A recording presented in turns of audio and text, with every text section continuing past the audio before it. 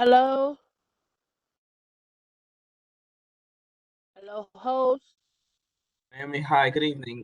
Please hold until other members arrive, okay? No, I know. I just wanted to let you know someone that I know wanted to come and speak for the speakers portion, Yeah, but they said the phone, I'm sorry, go ahead. okay. The phone was busy.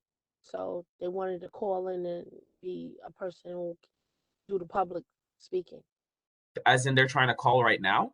The office is closed as of 5 p.m. But when they join in, the chair will offer individuals a chance to raise their hand if they want to be acknowledged to speak, okay? Okay, thank you. Mhm.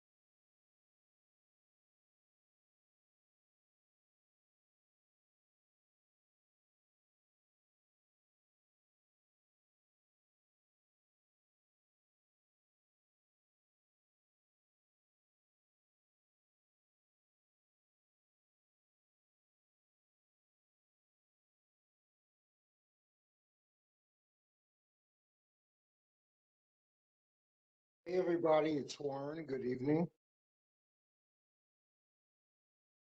Hey, good evening, Warren. It's Khalid. Hey, Khalid, how are you? I'm doing well. How are you? I'm good, thank you. Good.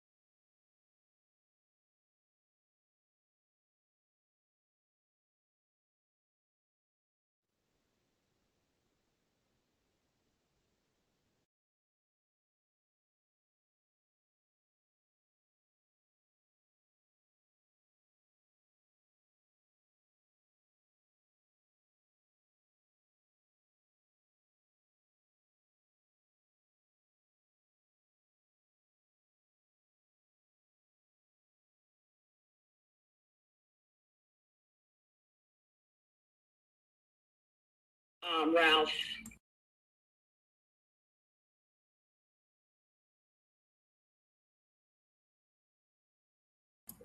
Is there people speaking? Because I can't hear anybody. It's also how I met. No, Assembly member, no one's speaking right now.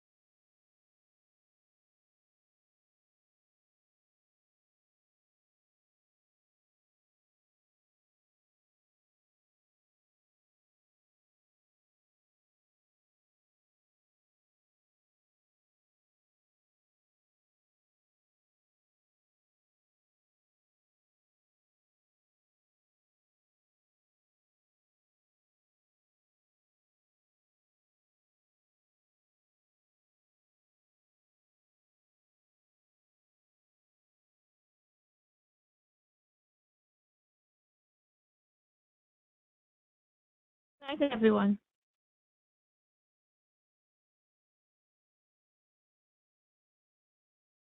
Hello? Yes, good evening. Can you hear me? Yes, I can hear you. Thank you. Perfect. All right. Good night. Good evening to you, and good evening to everyone on the call as well. We're just allowing just a couple more minutes as we allow a few more people to join, and then we are going to go right into the agenda. We're going to begin the meeting. I thank everyone who's joined already, and I thank everyone for your patience. And we're going to begin the meeting just momentarily. Thank you.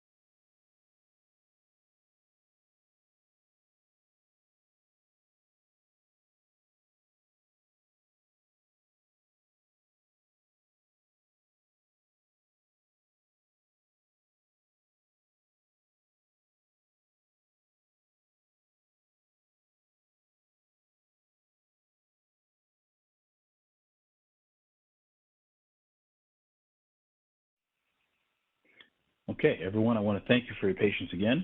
I think we may have hit a critical mass. Dante, are there any other people in the waiting room at this time? No. Okay. All right, thank you very much. I would ask at this time, if you are a board member, if you could please put your camera on.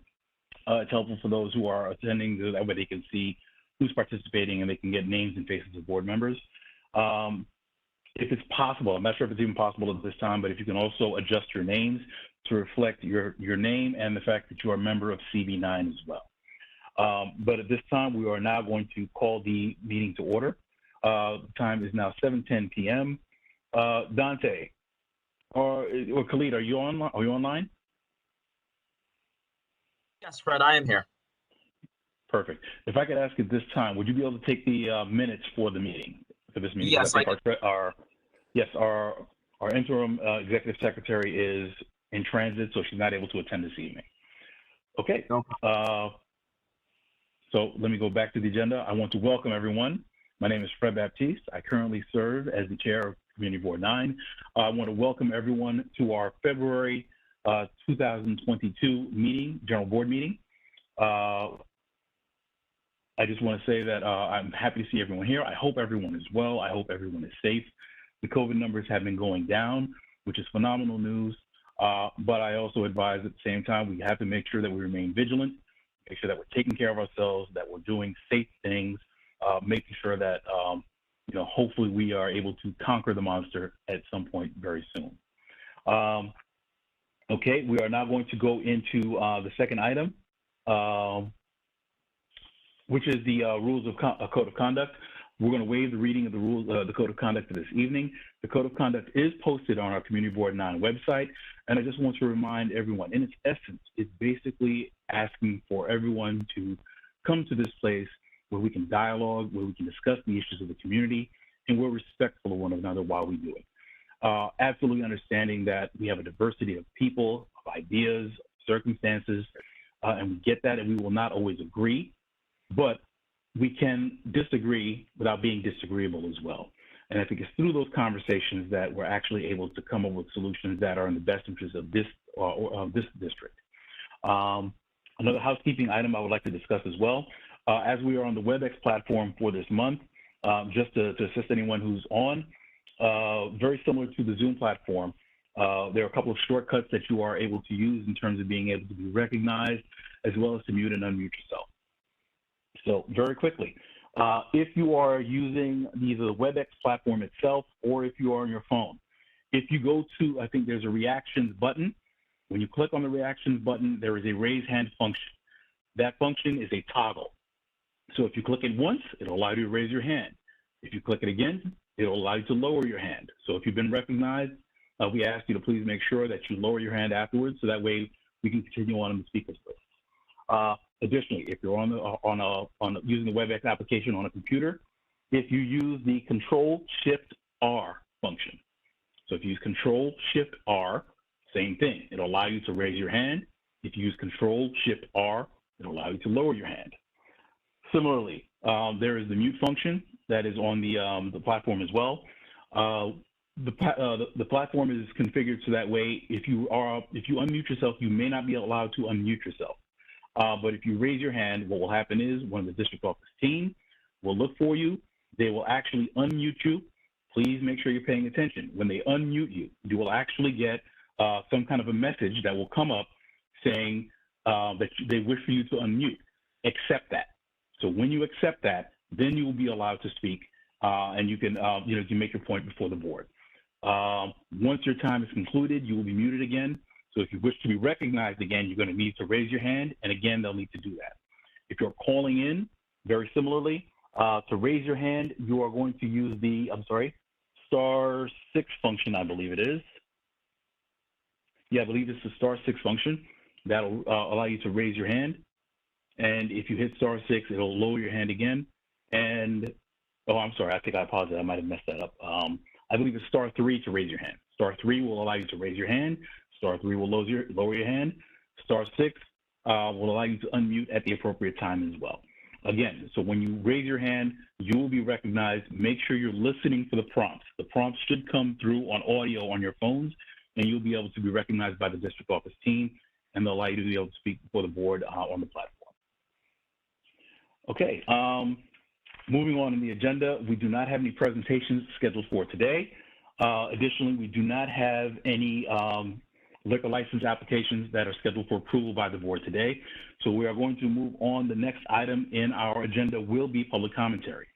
Public commentary is scheduled for 30 minutes duration, a maximum 30 minutes duration. All those speakers who are speaking this evening will be allowed a maximum 3 minutes. I would ask you to please make sure you give your comments so that way you're in and around that 3 minute period. Okay, at this time, I would ask the district manager, is there anyone who signed up for public commentary this time? I believe that the only person that signed up for public comment was Ms. Alicia Boyd. I also believe that there may be a representative from the Brooklyn Center for Independence for disabled individuals on the line. And if you are here, Michael Russell, can you raise your hand so we can acknowledge you and you can go in the public comment period. Okay, thank you. And if there are any members of the public at this time who wish to speak during public commentary, please use the raise hand function and we can add you to the speakers list. Okay.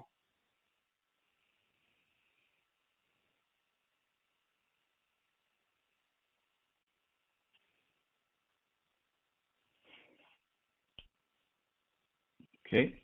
Dante, do you have, who do you have so far who is online with us at this time for public commentary? So Ms. Boyd is on. Okay, Next I have Ms. Boyd. Okay, I see an Andrea. Okay, we'll recognize Ms. Andrea. I did see Michael Russell. Michael Russell? Michael, yeah, I did see Michelle Russell, yes. Michelle Russell Michelle on the Russell. Sorry. yeah. Another hand that is raised is Kevin Alexis. Alexis? Yes. Okay. All right, and then I already said Michelle. So those are the hands that I saw raised. Okay. All right, so we'll begin the public commentary at this time. Khalid, if I could ask you at this time to begin the clock. I see the time is now 7:17, so we will end at 7:47. At 7:47, or when we've exhausted the speakers list. If you can promote Ms. Boyd, please.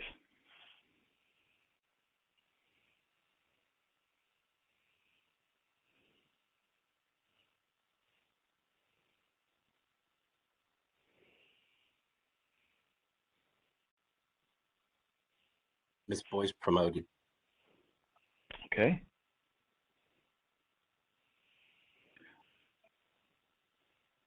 All right, Ms. Boyd, you should be able to speak for the board. So whenever you're ready. Hello, my name is Alicia Boyd and I represent MTOP and FLAC. When this closed online platform was first introduced and board members could not see anyone, nor could they be seen, complaints for them got Fred and Dante to include them in being seen and heard. However, the same treatment has not happened with community residents despite our own complaints. Community residents can't see each other, don't know who's present at the meeting, can't get information left in the chat because there is no chat, cannot reach out to our elected officials in private to discuss personal matters, and must disclose their identity and have an email account in order to attend. I have purposely turned off my camera so no one can see me because what is good for the geese should be good for the gander. I would hope that the board members who are supposed to represent the community would speak for us and demand that this platform be changed. On another note, last meeting, Fred discussed the passing of residents both here in the district and folks in the Bronx. However, he purposely left out the passing of my daughter, who died on December 8th, 2021, again signifying how community residents' issues, along with our sorrows, are not important. So I would like to use the remainder of my time in silence to honor the passing of my daughter, Damalie Levy Rodeman, age 39, who is survived by 2 children, Nathan 5 and Brielle 2, and her husband, Olivier Rodeman. Mrs. Hilton, please let me know when my time is up.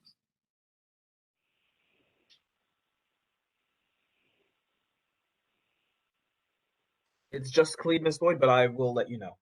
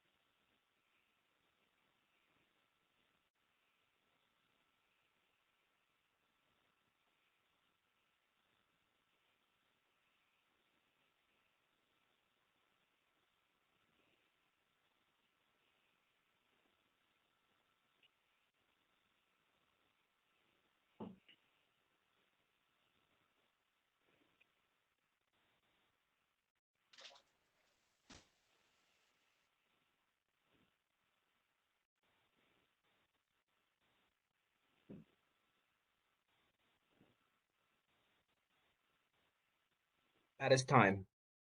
Thank you very much. Okay, thank you for your comments, Ms. Boyd, and my condolences personally on the passing of your daughter. Wishing you strength and healing grace at this time. Okay. We are now going to go on in the speakers list. I believe, Dante, you said Andrea. There's an Andrea? Correct. Okay, Andrea, if you could promote Andrea.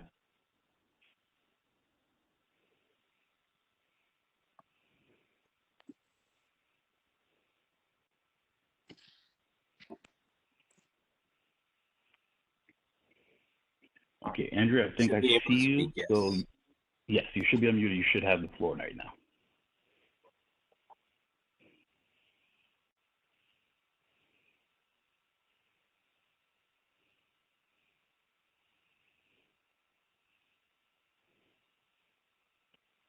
Okay, Andrea, can you hear us? Are you there?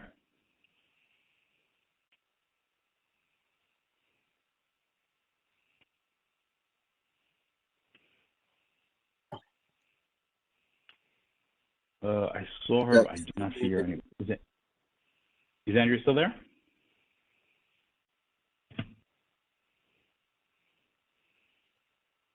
Andrea, you're muted. You're muted, Andrea. Can you hear me now? There we go. Yes.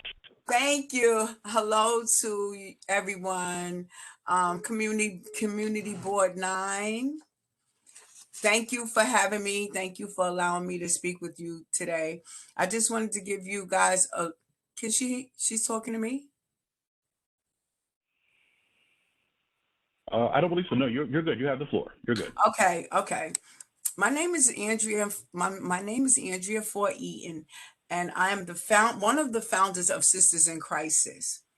Our organization is started with NYPD School Safety Division.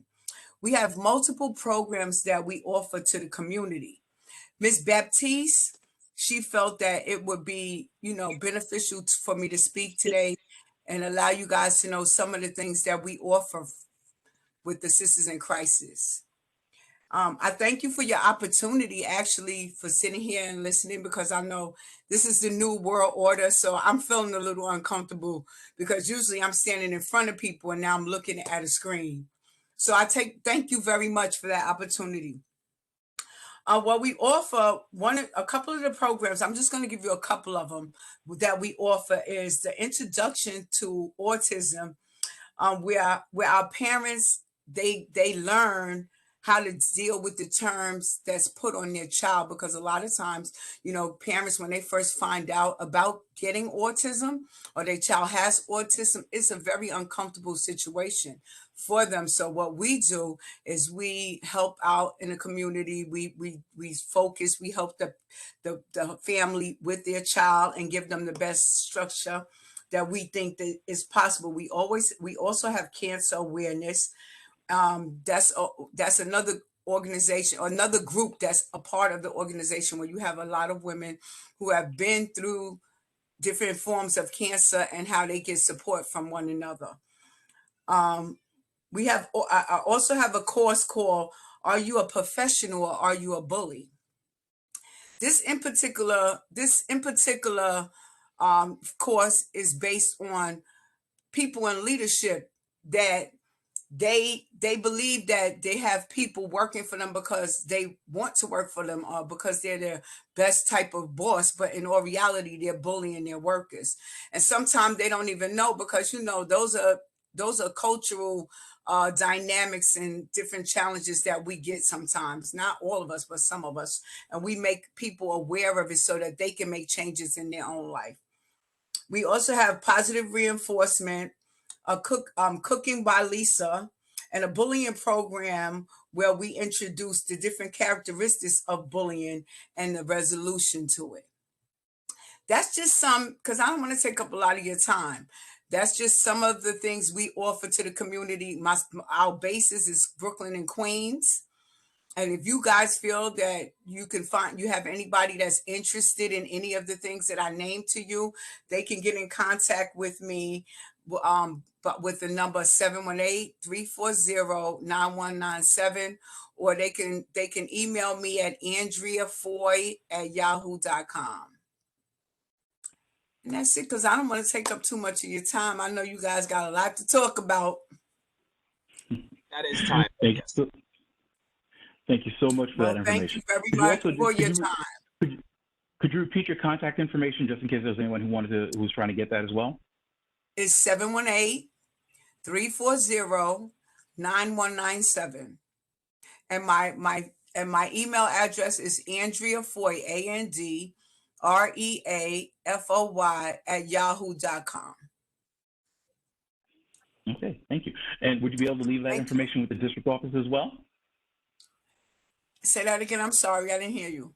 Yeah, no, that's all right. And if it's possible, I would definitely love for you to connect with the district office, because the information you're providing, if there's anything coming up, workshops or any services you provide, is good for us to have that on file at the district. So that way, if anybody asks, they can also get it from there as well. Absolutely.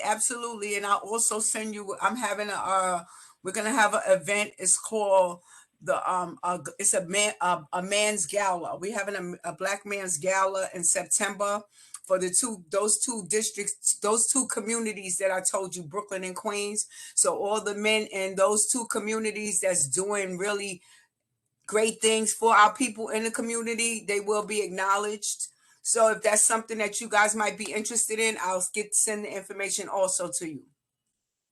Thank you for your time. You guys have a good day. Continue on with what you got to do. I appreciate you. Anything you I so can much do for to help sharing your with us. community. All right. Perfect. Okay. Thank you, Ms. Andrew. Okay, we are now going to go on next to the agenda. I have Ms. It was Michelle Russell. Is that correct, Dante? Yes, Michelle. Okay. If you could promote Ms. Russell.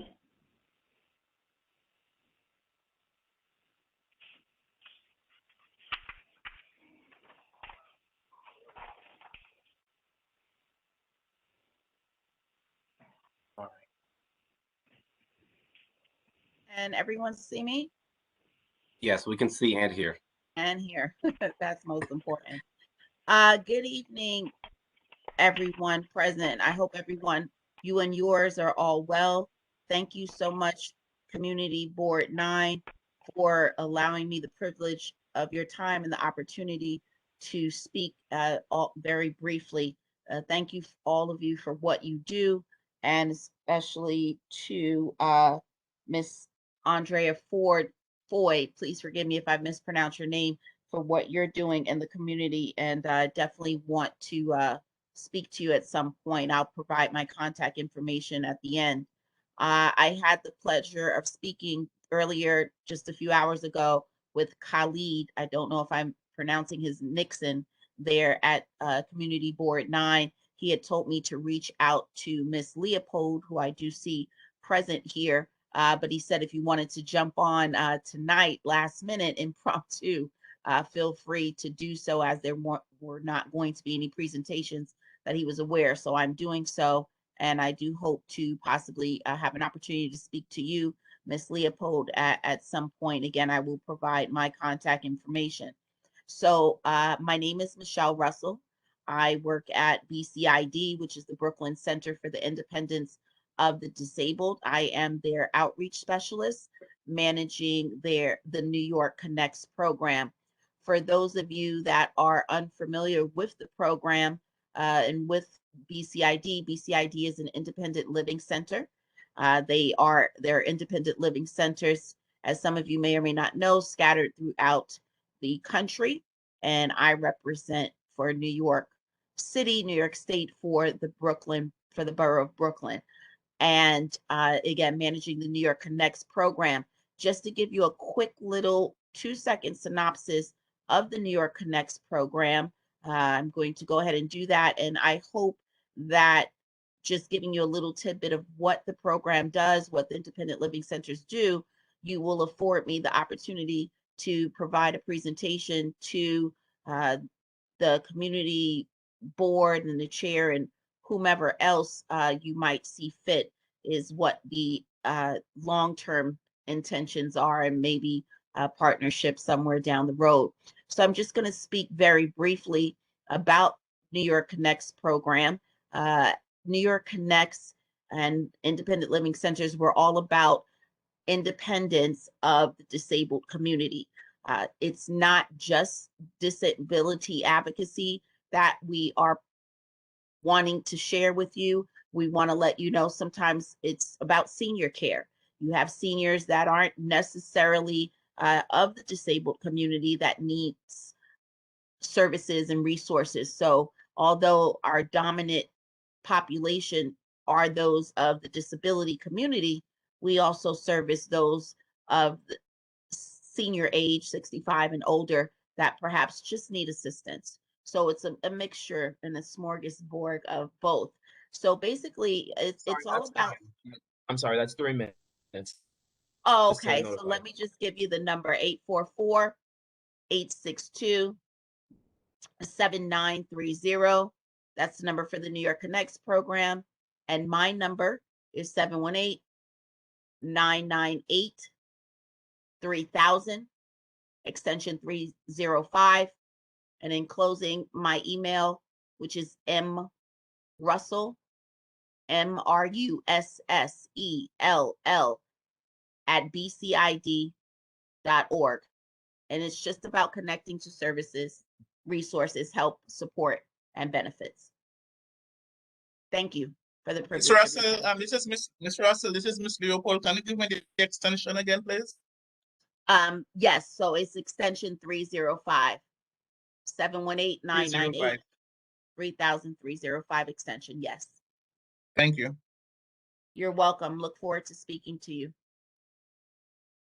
Ms. Russell, thank you so much for joining us, and we're looking forward to more conversations as well.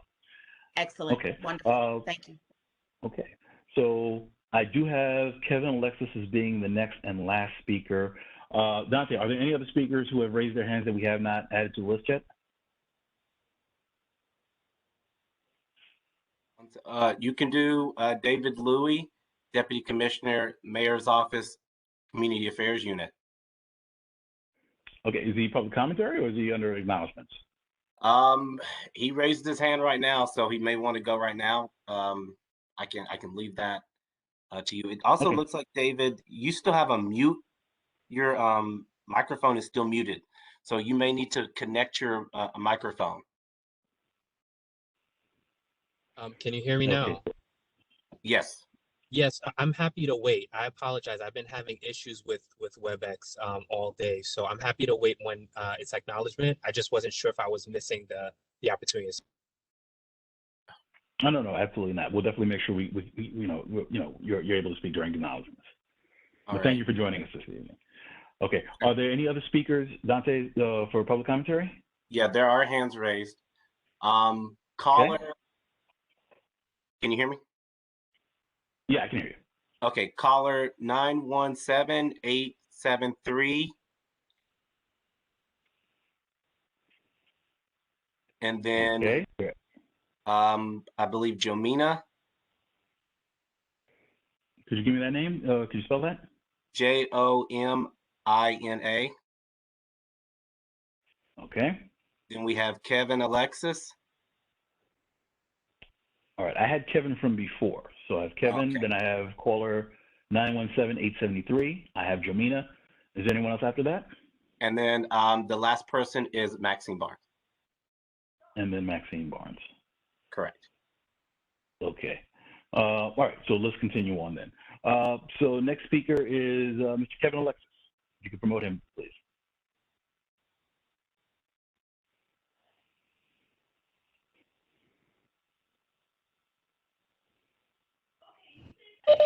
Good evening. Can you hear me? Yes. Definitely. Okay. Great. First, I'd like to say good evening to everyone at Community Board 9 and all the neighbors of the Crown Heights community and all the folks that reside in Community Board 9. Good evening to you. I am Kevin Alexis, as you stated so eloquently. I reside on Union Street, and I am the newly elected president of the reformed Union Street Block and Civil Association. The block specifically is the Union Street block between Rogers and Nostrand Avenues. Please pardon me because I'm doing this from the phone. I was not able to get home in time for the meeting, so I am doing this from the telephone, but I have a plethora of information that I'd love to share with Community Board 9. Contacts, websites, well, not websites, but email addresses and such that are indicative of our association, which I will at some time come in and give you all that information. I don't have it all in front of me, as I stated, and I'm sorry for not being completely prepared this evening. The only thing that I really wanted to talk about and actually get some insight on, and because we had some members of our association that were questioning, brought up something that was a very good point. And that was, we were speaking specifically, it's more of a complaint actually, but maybe you guys can tell me the best avenues to go through to make sure that this gets rectified at some time. The issue was with the Union Street block between Bedford and Rogers Avenue. Of course, you know, that's where the Bedford Armory project is and construction is going on there.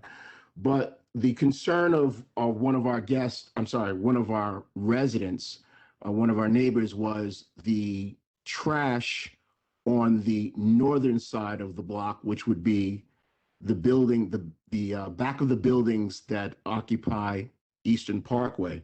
Now, the complaint was that the trash is being put out, and we understand that, and it has to be put out, but there's a lot of residual trash, even after it's picked up, broken glass, strewn all over the street and all over the sidewalk.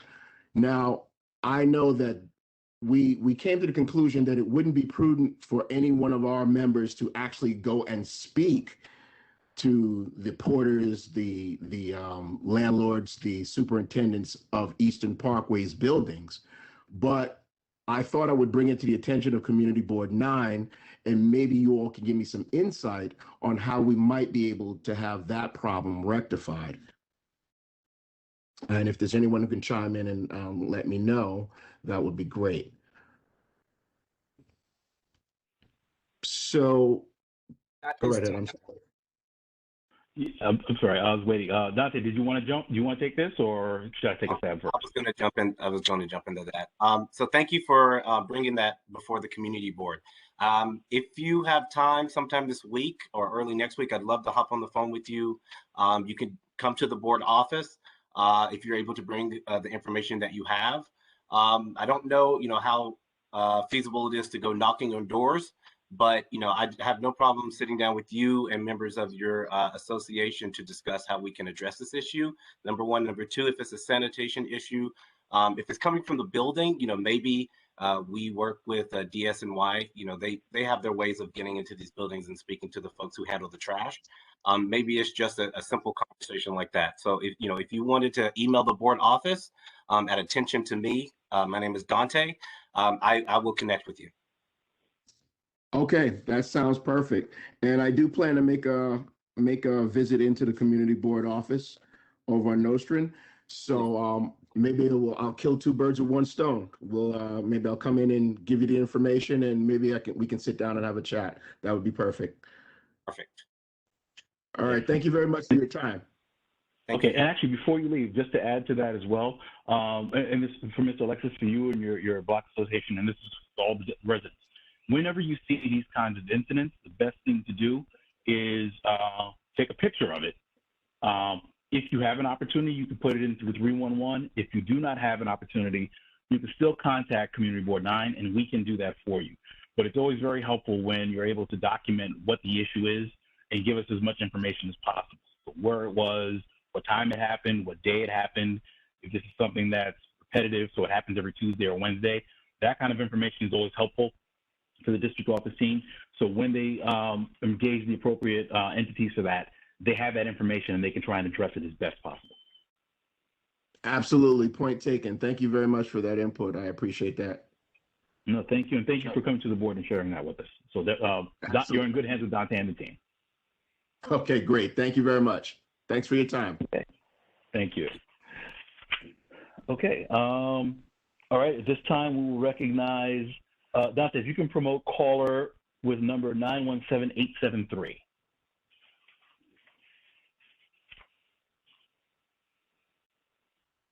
Hi, this is Stuart Balberg. I just called in to log on. That's I don't have any comments. Thank you. Okay, no problem. All right, so Dante, if you just note, Mr. Balberg is on that call. That's his number.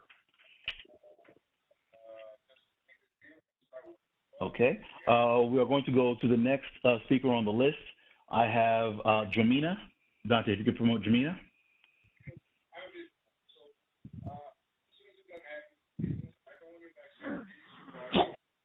Hello, good evening. This is Jamina. Can you guys hear me? Yes, we can hear you. Hi. So my name is Jamina. I live in Brooklyn, Community Board 9, and I wanted to, while I have this floor, make the board aware of an event or program that is currently being undertaken by the United Nations. It is the Decade for People of African Descent, and it's actually running until 2024. It started in 2015, December 2014, by the UN General Assembly. And since we live in New York City, where the headquarters for the UN is actually located, wanted to make you guys aware of this and of the many festivities that are taking place in next month as well for this commemoration of the slave trade and the wounds and healing the effects of slavery. That is all. Okay. Thank you very much for that. And if you have any specific calendar items or anything we'd be interested in, please make sure to share that with the board as well, so we can, we can try and disseminate it as best as possible. That would be great. Is there a specific email or phone number that I need to call or to submit this information? You can email bk09-1@cb.nyc.gov. bk09-1@cb.nyc.gov. Correct, yes. Any specific name? cb.nyc. Yes, thank you, got that. Should I address it to anyone specifically, or? You can address it to me. I'm the district manager. My name is Dante. Dante? D-A-N-T-E. Last name Arnwine, A-R-N-W-I-N-E.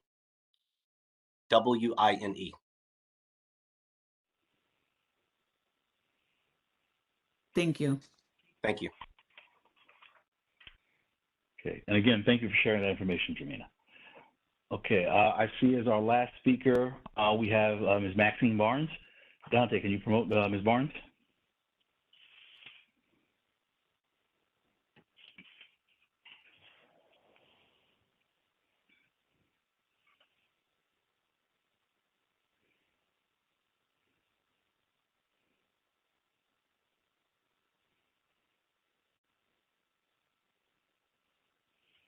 Maxine should be able to speak.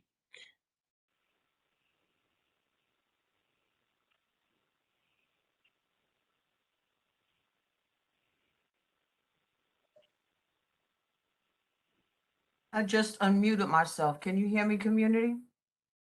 Yes, we can. Yes. Good evening, everyone. My name is Maxine Barnes. I'm President Emeritus of the 200 Sterling Street Block Association and a member of MTOP. Initially, I raised my hand just to secure Ms. Russell's email, as it wasn't clear what she said. Again, more importantly, this platform is excluding community and information that should be made available to community easily and seamlessly accessible.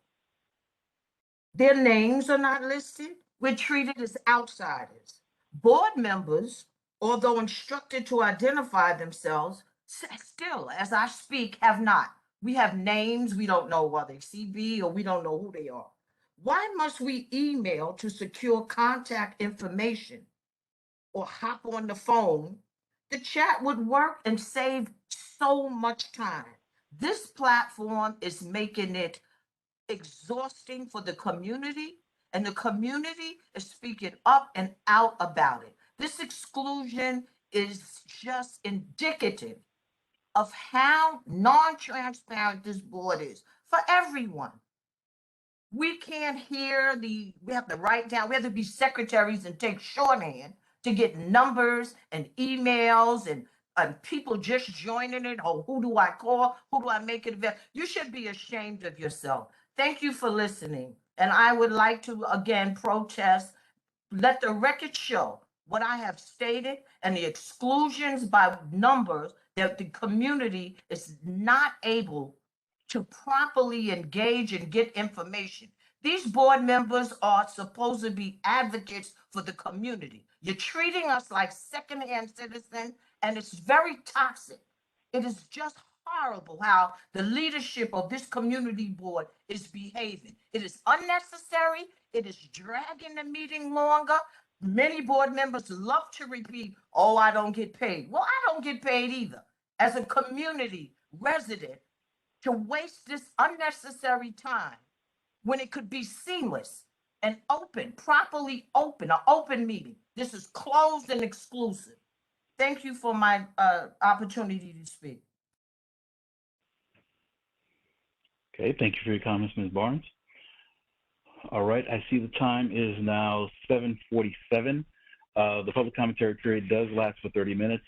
So we are now concluding the public commentary. I do want to thank all those speakers for the information you shared. Any information provided by any of the speakers who have already presented is available through the district office. The recording for this meeting will also be available on our YouTube and or Facebook channels. So at your leisure, you also have an opportunity to review the materials and the items discussed in this meeting and gather that information.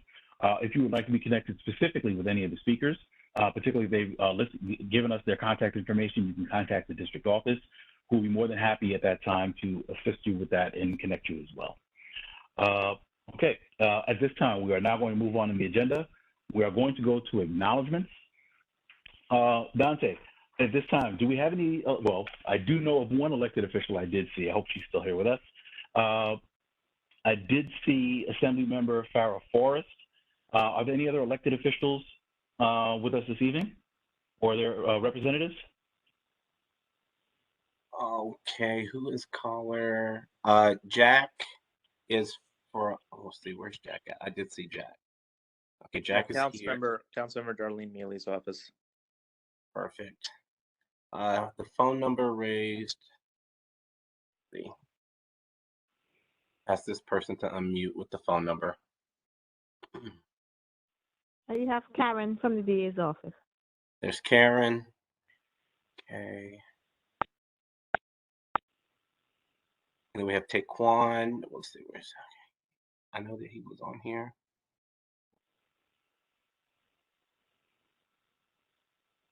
Yeah, Taekwon from Councilmember Joseph's office. Thank you. Okay, I would ask to assist the district office staff, if you are a representative or if you're an elected who is actually here with us this evening, please raise your hand so that way we can make sure that we acknowledge you're here and to give you the opportunity to address the board as well. But while we're doing that, let's actually begin. Assemblymember Forrest, are you still with us? Would you like to address the board? Yes, I would. Thank you. Chair Baptiste. Hello, everyone. I just wanted to come and present some information to y'all.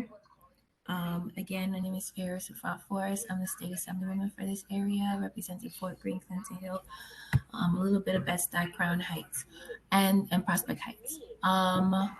Where I'm very like, am I not supposed to see myself? Because I don't see myself. Is that okay? Like, I'm okay, you can see me. All right, good. All right, so I wanted to share my slide. Excuse me, this is not my computer. It's my husband's computer. So, and Justin, help me if I can't, if I'm not doing this right. They work so hard to get me this lovely slide. Okay, can you see that now? Wait, let me see. Can you see that? Yes. Oh, yes. Great. Okay, but I don't know how to do the reading part without it being there. Okay, maybe I could do it like this. No. Can you see that now? Yes. All right, good. So thank you for allowing me to present. I wanted to give you some updates, which is, first of all, we do have a job fair tomorrow. So just some small businesses. I have some job fairs tomorrow that is happening. Our office is holding a virtual job fair with the Department of Labor at 11 a.m. There will be a mix of healthcare, retail, civil servants, and more. So if you know any people, we really want to, engage young people as well. Please get your resumes ready and sign up. Job seekers can sign up at this link. If you look there, job fair, 2022. Okay. And so now we're going to move on to district work. Even though Omicron is receding, we know that families in CB9 are struggling. Today, I had co-hosted a walkthrough of Ebbets Field, Tivoli Towers, and Stoddard Place, along with State Senator Zelnor Myrie and Council Member Crystal Hudson. We brought also, it was wonderful to tour the buildings along with the TA presidents. Beverly Newsom was there. David from Stoddard and Alicia from Tivoli Towers was there. It was amazing to have them on board with everybody else. We also had city agencies to come in and see the code enforcement issues in these large rent stabilized buildings and demanded they take action. So we don't have to experience something like the tragic Bronx fire in Crown Heights. We are also coordinating food and PPE distributions with neighborhood organizations. This week, we joined with the New York Food Bank to distribute food to parents at PS 54. If you would like us to help supply your organization with PPE, or if you would like to volunteer with the office in other ways, also Food Bank is looking for new sites, and we would help your organization or your group of, it doesn't have to be a group of, or it doesn't have to be a formal organization. It could be just a group of volunteers. Please fill out this link to contact my office is bit.ly/Farah Launch 2022. Also right there. Redistricting. As you may know, the state legislature recently approved new lines for the state Senate, Assembly, and congressional district based on the results of the 2020 census. The new 57th district still includes portion of the CB9 between Washington Avenue, Empire Boulevard, okay, so right, little square, Empire Boulevard, Rogers Avenue, and Eastern Parkway. That's still CB9. So thank you for everyone that had put in their input into the IRC. We tried to keep the community voices represented, so that's the lines. And then finally, this week, I released my legislative platform along with Senator Bridgeport and some of our socialist colleagues in the legislature. We believe, okay, you may not have, believe whatever you want to believe, but we believe that collective fighting collectively for working people and working class issues is really important. And so the platform reflects that. The platform includes good cause eviction protections, and that includes people that are not rent stabilized. There's a bill, my bill, Treatment Not Jail, that expands access to diversion courts. We understand that diversion courts only include, as of right now, substance use and alcohol. We are expanding that to mental health issues along with developmental delays and traumatic brain injuries. It includes funding for universal child care. If you don't know, I am a new mama, and I'm telling you, I cannot afford childcare. So please join me in a fight so we all can afford some childcare. And a new deal for CUNY, because CUNY used to be free, and we need to get back to being free again so that we can have staff, professors, and students can get through, and more. So check out the link in my slide. Again, this is nysocialismoffice.org. And as usual, it's a pleasure to be here. Thank you all. Thank you, board, for your hard work, keeping the community together. And I am signing off. Thank you. How do I stop? Thank you. Stop sharing. Okay, thank you. Assembly Member Forrest, thank you so much for joining us this evening. Okay, at this time, I think, Dante, you said that we have a representative from Councilmember Darlene Mealy's office?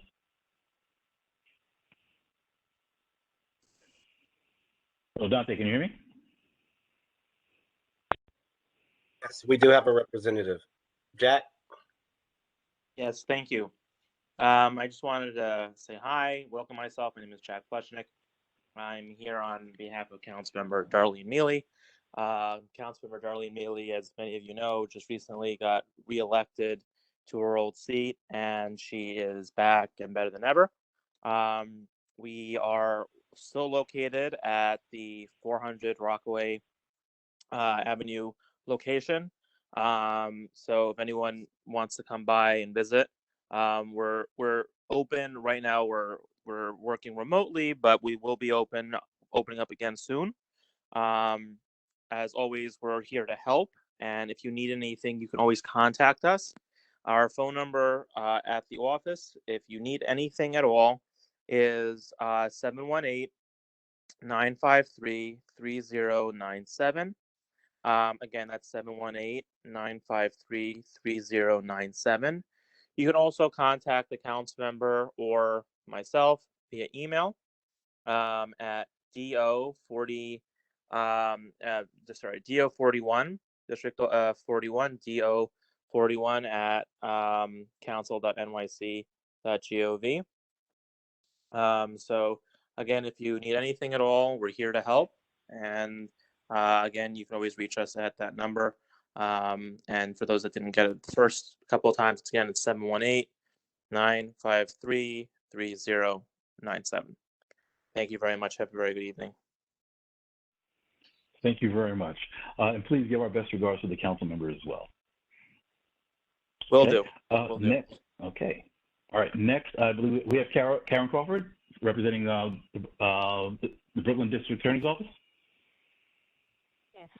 I want to bring you greetings from the Brooklyn District Attorney's Office. But before I start, I would like to say, tell Mrs. Boyd that our deepest condolences to she and her family. I would like everybody to know that our office is open fully. My phone number is 718-250-4877. Please contact me. We'd love to work with any agency that would like our help. I just want the community to know that we are having our Black History event, which will be next Monday. It's all virtual. I will send the flyer to the board, and the board will send it out. And please join us. It will be at 6:30 on the 28th of February. Thank you for your time. Thank you very much, as always, Karen. Okay, Dante, who else? Do we have any other electeds or representatives? David Louis from the mayor's office. I think that he. Yes, my apologies. Yes, there we go. Okay, Mr. Louis, you do have the floor at this time. Thank you very much. Good evening, everyone. Again, my name is David Louis my name with the mayor's office. Quickly, I just want to share two things. The first one is that the mayor had made an announcement last week to clear out the subways and assist homeless, those who are homeless with services. And so that has already begun. The plan is underway. I will make sure to share that information with Mr. Chair and Dante so that he can share it out widely with everyone. Secondly, there has been an announcement regarding the Summer Youth Employment Program. So there are now exactly 100,000 jobs for youth across the city. What this means is that there's more opportunities for our young people and for folks to get engaged for the summer. Why is this important? I know that some folks have come up and they said, well, we don't think that number is good enough, but it's a huge deal. This is the highest number that it's ever won. The other item is that this gives the opportunity to over 100,000 youth across the city to not only have a job and stay engaged during the summer, but to also connect with a mentor. And I want everybody to look at that in that facet to see that this is an opportunity to really change the life of a young person. So if you know anyone who owns a business or owns or has a nonprofit who's interested in taking on some youth for the summer, please encourage them to sign up. I will also share the link on how businesses and organizations can sign up to take on youth, and CB9 will definitely share it out with everyone. But again, please, this is a great opportunity to change the life trajectories of our young people across the board. And if you're listening right now and you own a business or you have a friend that owns a business and is willing to take the responsibility of being a mentor to somebody and really transforming their lives, please do so. I'm always available. I will also share my contact information again, but I could be reached at 646-385-0293. And my email address is D as in David, my last name, LOUIS, at the number 2 at cityhall.nyc.gov. Mr. Chair and Dante, thank you so much for your time. Mr. Lewis, thank you so much for joining us this evening. Always welcome. Okay, and at this time, Dante, do we have anyone else with us? Or if there are any other elected officials or representatives, if you could please raise your hand, we want to try and recognize you before we move on. Take one from Councilmember Rita Josephs. Thank you so much. Hi, Daquan? everyone. Yes, I bring you greetings on behalf of the council member. I also want to relay our deepest condolences to Ms. Boyd and her family. Just a few reminders. Tonight at midnight is the discretionary funding expense application deadline for fiscal year 2023. And also, we're still working remotely, but we can be reached at 718-287-8762. Once again, that's 718-287-8762. I'll also give you my council cell phone number. I remind you that it's on 24/7, but the city of New York only works from 9 to 5, so I can not really help after certain hours. But it's 929-496-6341. Once again, 929-496-6341. And I can be reached by email at tcoleman, that's T as in Tom, C as in Charlie, OLEM as in Mary, AN as in Nancy, at council.nyc.gov. Thank you. Mr. Coleman, thank you very much. All right, so have we exhausted our list, Dante? I believe we have exhausted that list. Okay. So I just want to conclude that with the acknowledgements with saying thank you again to all the elected officials and for the representatives who are here. It's the partnership between the board and the electeds that really helps us to kind of address and tackle some of the hard issues that we do have in our district. So we thank you for being here. We thank you for picking up the phone when we call. We thank you for helping us tackle some of the hard issues. And we look forward to continuing to work together to improve the district. All right, at this time, that concludes our public session. We are now going to go into the business session. Khalid, do you have a copy, Khalid or Dante, do you have a copy of the membership list? I have a copy, Fred. Thank you very much, Khalid. Would you be able to please call the roll? Yes, I can. Would you like me to do that right now? Yes, please. Okay. All over the country, wasn't just. Okay, members, please be ready to unmute yourselves when I call you by name. We're going by last name in chronological, I'm sorry, in alphabetical order. Kyrie Elaine. Kyrie Elaine. Nicholas Almanor. Present. Thank you. Stuart Galbert. Present. Thank you. Fred Baptiste. Present. Naomi Baptiste.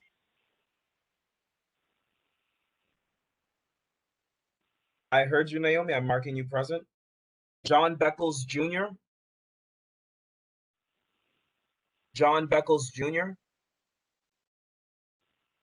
Rabbi Yaakov Berman. Rabbi Yaakov Berman. Warren Burke. Present. Thank you.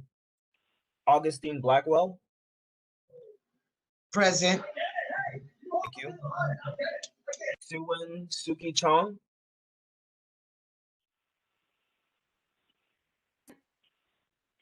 Thank you, Suki. I got you.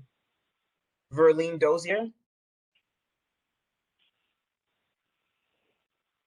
Verlene Dozier.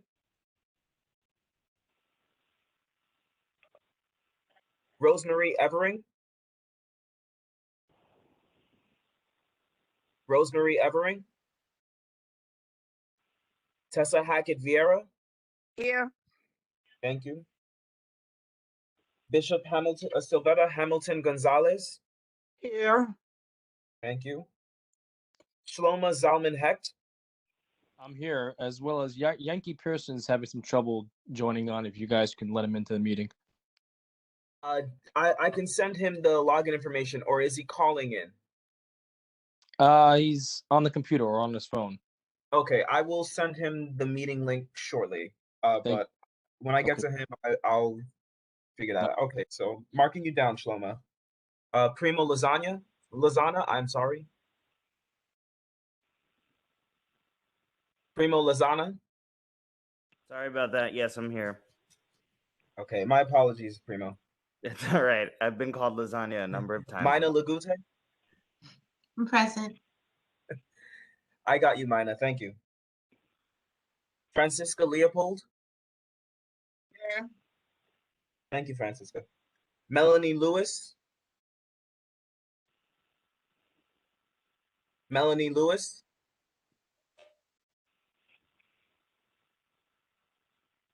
Michael Liburd? Excused. Excused, yes, thank you. Matthias Limberger? Present. Thank you. Christian LeBeau? I'm here and just flagging that someone raised their hand after you said Melanie Lewis, a call-in user, so not sure if that's her. That's. I don't want to. I can double check, actually. Give me 1 second, please.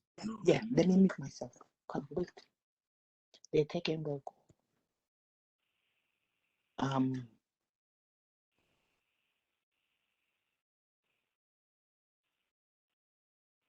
Dial-in user 646-522.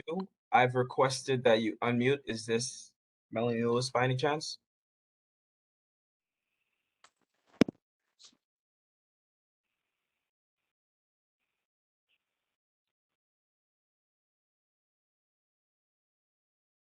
Dial-in user 646-522. I've requested that you unmute. Is this Melanie Lewis by any chance?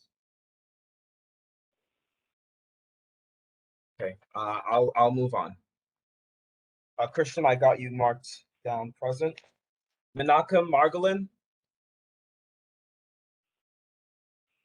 Menachem Margolin? Okay. Carmen Martinez? Here. Okay, thank you. Vivian Morgan?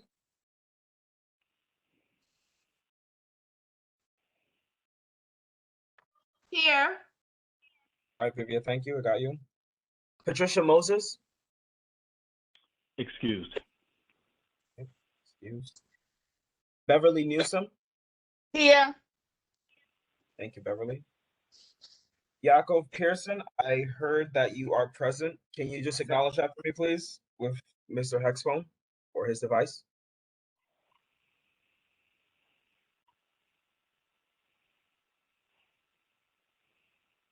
Yeah, I'm not sure he's able to comment if he's not able to get into the meeting.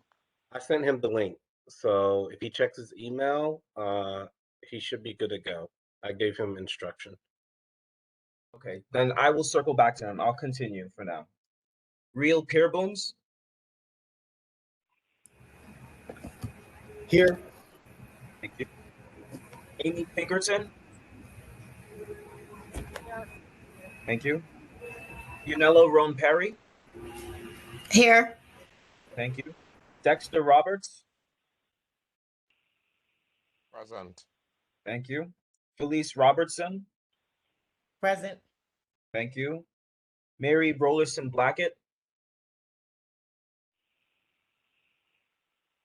Okay. Melissa Severe? Present. Thank you. Rashida Sadiq? Here. Thank you. I believe Rabbi Kana Sperlin did ask for an excuse. Are we Excused. okay? Excused. Yes. Rashida Sykes?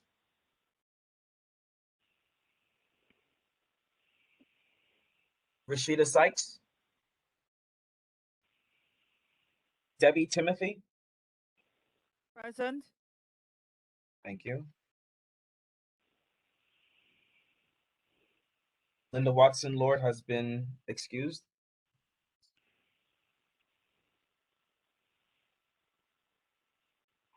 Miss Evelyn Williams?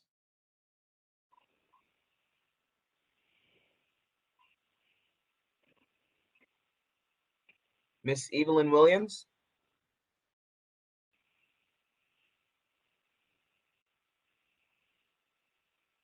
Okay, I will circle back. Lorianne Wolseley?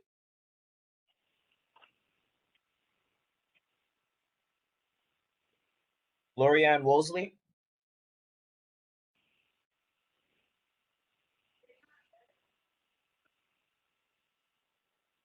Okay. Cheryl Wright. Cheryl Wright.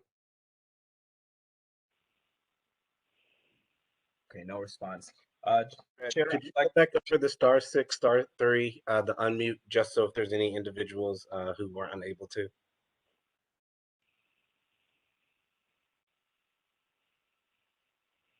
Fred? Yeah, I'm sorry. Can you repeat that? Yeah, can you go over the instructions to unmute just in the event that someone was unable to? Right. Well, more importantly, if you heard your name called but weren't able to respond, if you raise your hand. To raise your hand, please use the, I believe it's *6 function. No, *3. *3 should raise your hand. If you do that, we will see you and be able to unmute you. And remember, when we unmute you, please accept the invite. Follow the instructions and accept the invite. Are there any members of the board who heard their name called but were not able to respond? Okay, some people have raised their hands.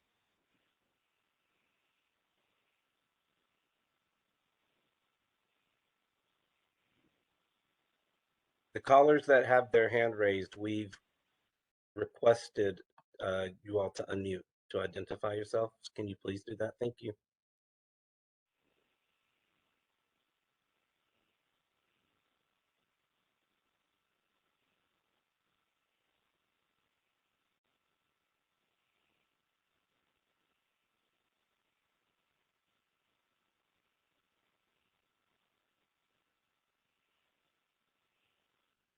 Hi, this is Amy. I just raised my hand because I forgot the number of unmuting, but I don't have a comment. Okay. Yeah, I think we have you down, so you can lower your hand as well. Okay, caller 347889. Are you able to unmute yourself?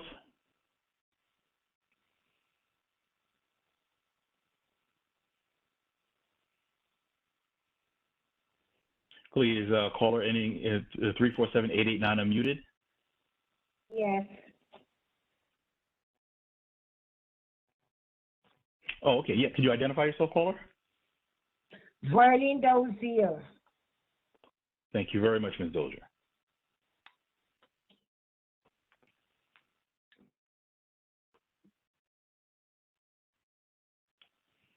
Okay, Ms. Dozier, you can lower your hand now as well. Same button that you used to raise, you can lower. Okay, are there any other raised hands, Gleed? No, no raised hands. The hands are still from the call-in number. I'm not able to dismiss them. I think they have to do that. I think they have to do that manually on their end. But no other raised hands. If you'd like, I can go over the board members that have not responded one more time in terms of confirming absence. Yes, please do. Okay. We can do that quickly. Yes, Kyrie Elaine. John Beckles Jr. Rabbi Yaakov Berman. Rosemary Evering. Melanie Lewis.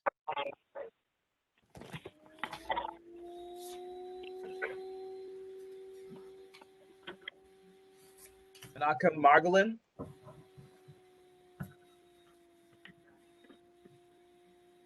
Patricia Moses is excused, excuse me. Yaakov Pearson, have you been able to log in?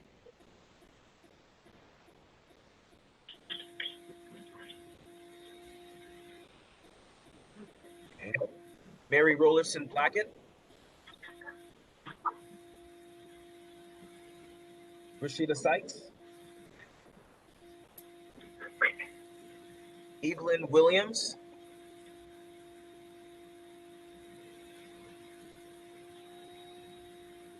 Lorianne Wosley. Cheryl Wright.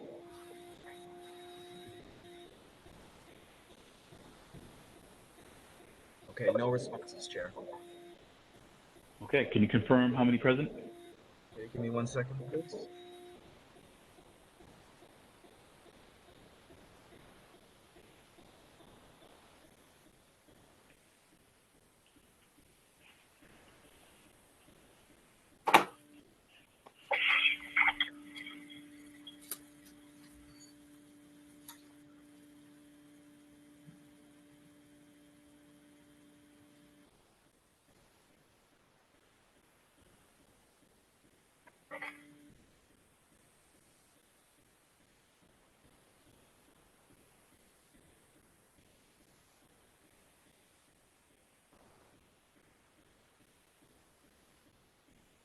Okay,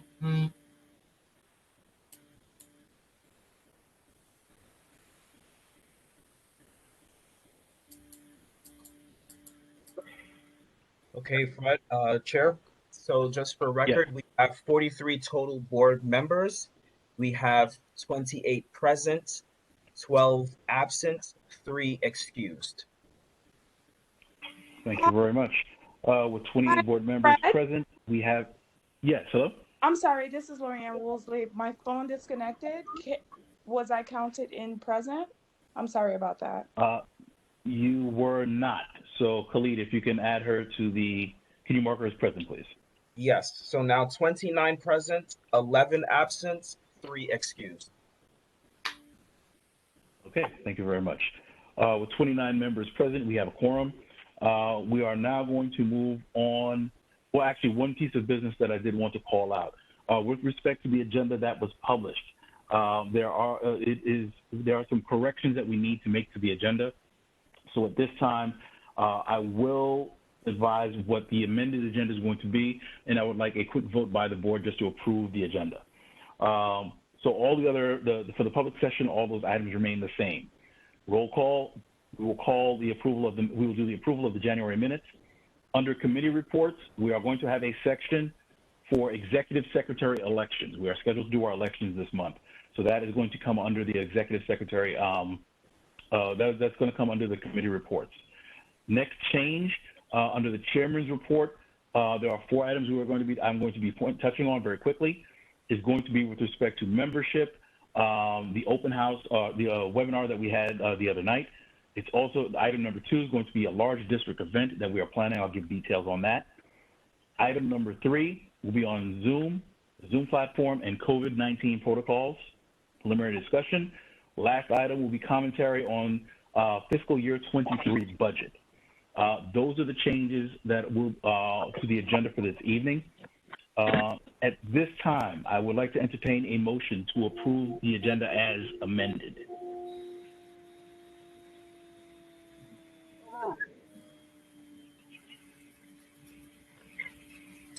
Felice Robertson approve the amended.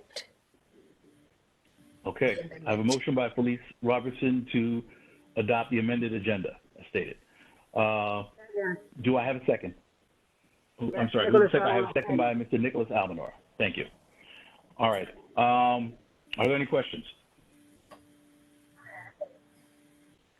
Okay, seeing none.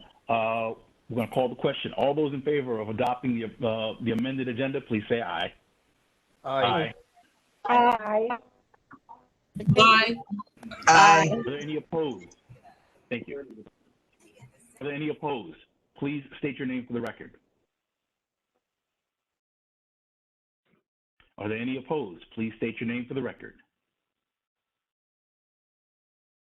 Khalid, please record none in opposition. Are there any abstentions? Please state your name for the record. I call for a second time. Are there any abstentions? Please state your name for the record. Hearing none, I hear a majority in favor. The motion passes. The agenda is amended as stated. Thank you very much for that. We're going to go now to item B in the agenda, which is going to be the approval of the January 2022 minutes of the general board meeting. The minutes have been sent to the board in advance. Are there any corrections that need to be made to the minutes?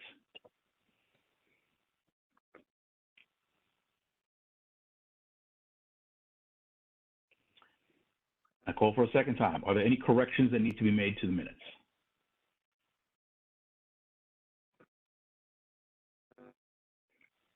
Okay, hearing none, by unanimous consent, the minutes are adopted as provided. Thank you very much. We are now going to go to committee reports. So for committee reports have been submitted in advance to the district office and provided to the board members. I would ask for any chairs unless there's any immediate announcements that need to be made or any time-sensitive actions that need to be done, please keep any verbal reports down to 1 minute or less. At this time, are there any chairs who have any announcements or action items or upcoming items of urgency they need to discuss? Yes, Fred, this is Housing Beverly. We're going to be discussing cease and desist at our next housing meeting for anyone who's interested and want to come and contribute. Thank you very much, Ms. Dawson. Are there any other chairs who have items they need to announce to the board at this time?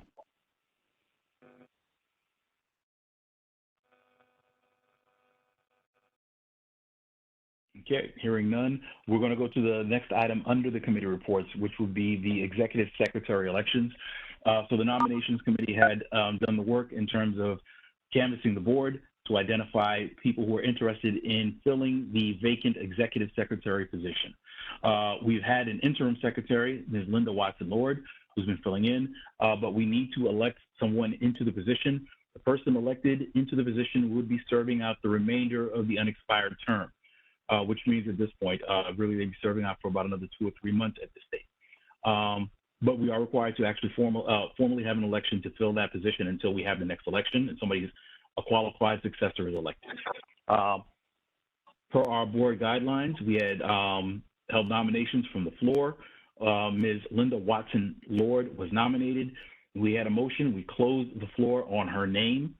So currently on the ballot, we have Ms. Linda Watson-Lord. At this time, Khalid, do you have an electronic ballot? Oh, I'm sorry, let me go back 1 second as well.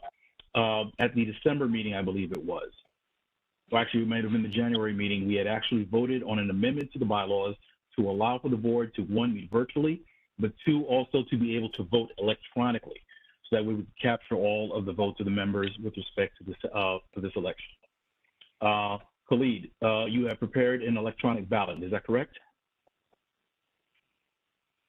That's correct, Fred.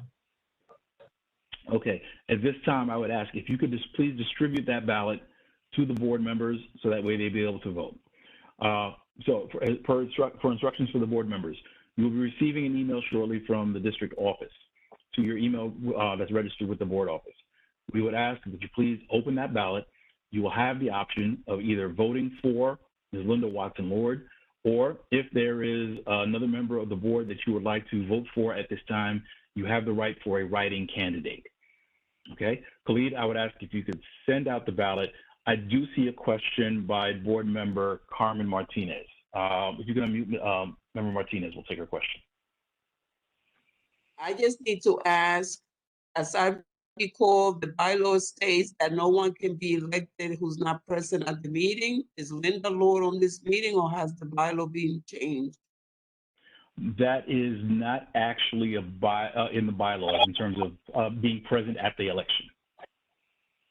All right, things changed since I joined the board, because people were disqualified when elections were held and they were not present. Am I the only board member that remembers that whenever there was an election and the candidate was not present, they were automatically taken off the ballot? No, you're not. Okay, thank you. You're welcome. This is Warren. I don't think that we should have an election with the candidate not being present. That's my takes. If that's what has been the previous practice, it should be tabled until she's present. But for Fred, didn't she mention that she was going to be out of the country during elections? She did say that. Yes, she did. No, and there was, she said she'd be willing to chime in or something that was going to happen. There was an agreement when she made an announcement at the board meeting the last time. She did say that she was going to try and send information to the board. Hold on, Warren, I'll recognize you in 1 second. Let me just answer the question. I'll recognize you. So she did say that she was going to try and get some information out to the board members with respect to her, a brief biography that she was going to try and share. I'm not sure if she was able to share that because she is in transit. So I'm not sure if she was able to share that with the district office or if she had provided that. Yeah, so that's the answer to that. As far as I know, she hasn't provided that. Warren, you did have a question. What is your question? No, it's not a question, it's a comment. I agree with Carmen and Beverly, and I'd like to make a motion to postpone this election until March. I second that motion. Board member Tessa Hackavera. Duly noted. So we have a motion by Warren Burke to table the election until the March meeting, with a second by Tessa Hackett Vieira. Seconded. Okay. All right. Are there any questions? Okay. Seeing none. All those members of the board in favor of the motion to table the elections till the March meeting, please say aye. Aye. Aye. Aye. Aye. Aye. Are there any members of the board Aye. who wish to vote against the motion to table? I call for a second time. Are there any members of the board at this time who wish to vote against the motion to table? Please record. I hear none in opposition. Are there any members of the board at this time who wish to abstain from the motion to table? Okay, I call for a second time. Are there any members of the board who at this time wish to abstain from the motion to table? Please say your name for the record. Hearing none, please record the vote. All members in favor, all members present in favor, none in opposition, no abstentions. Thank you very much for that. Okay, if I can remind everyone, just so that we can make sure we keep the noise levels down. If you're not speaking, please make sure you keep your microphone on mute so we're not capturing noise from other microphones. Thank you. Okay. All right. So at this time, we are going to move on to item D, the district office report. Dante, do you have a report for the board at this time? Yes, I do. I will try to get through it with haste, as it is rather long. Give me 1 second. Okay. The first item on my report is, I wanted to remind everyone that the district office is open, preferably by appointment. We're still trying to minimize the amount of people in the office. If you know anyone who needs assistance and needs assistance from Community Board 9, or they're trying to get in contact with Community Board 9, please don't hesitate to give them our phone number, 718-778-9279. Again, 718-778-9279, or they can email the board office at bk09-1@cb.nyc.gov if they need assistance. Next on my report is I want to encourage everyone to sign up for our weekly e-blast and for our social media platforms. We send out a weekly e-blast usually Friday, with information that we've received from other city agencies, from nonprofits, from other community-based organizations, some of those organizations that also participated in committee meetings. And so to help us disseminate that information, we need our board members to sign up for that weekly e-blast. When you get that e-blast, if there's someone that you know who may need that information, forward them the information.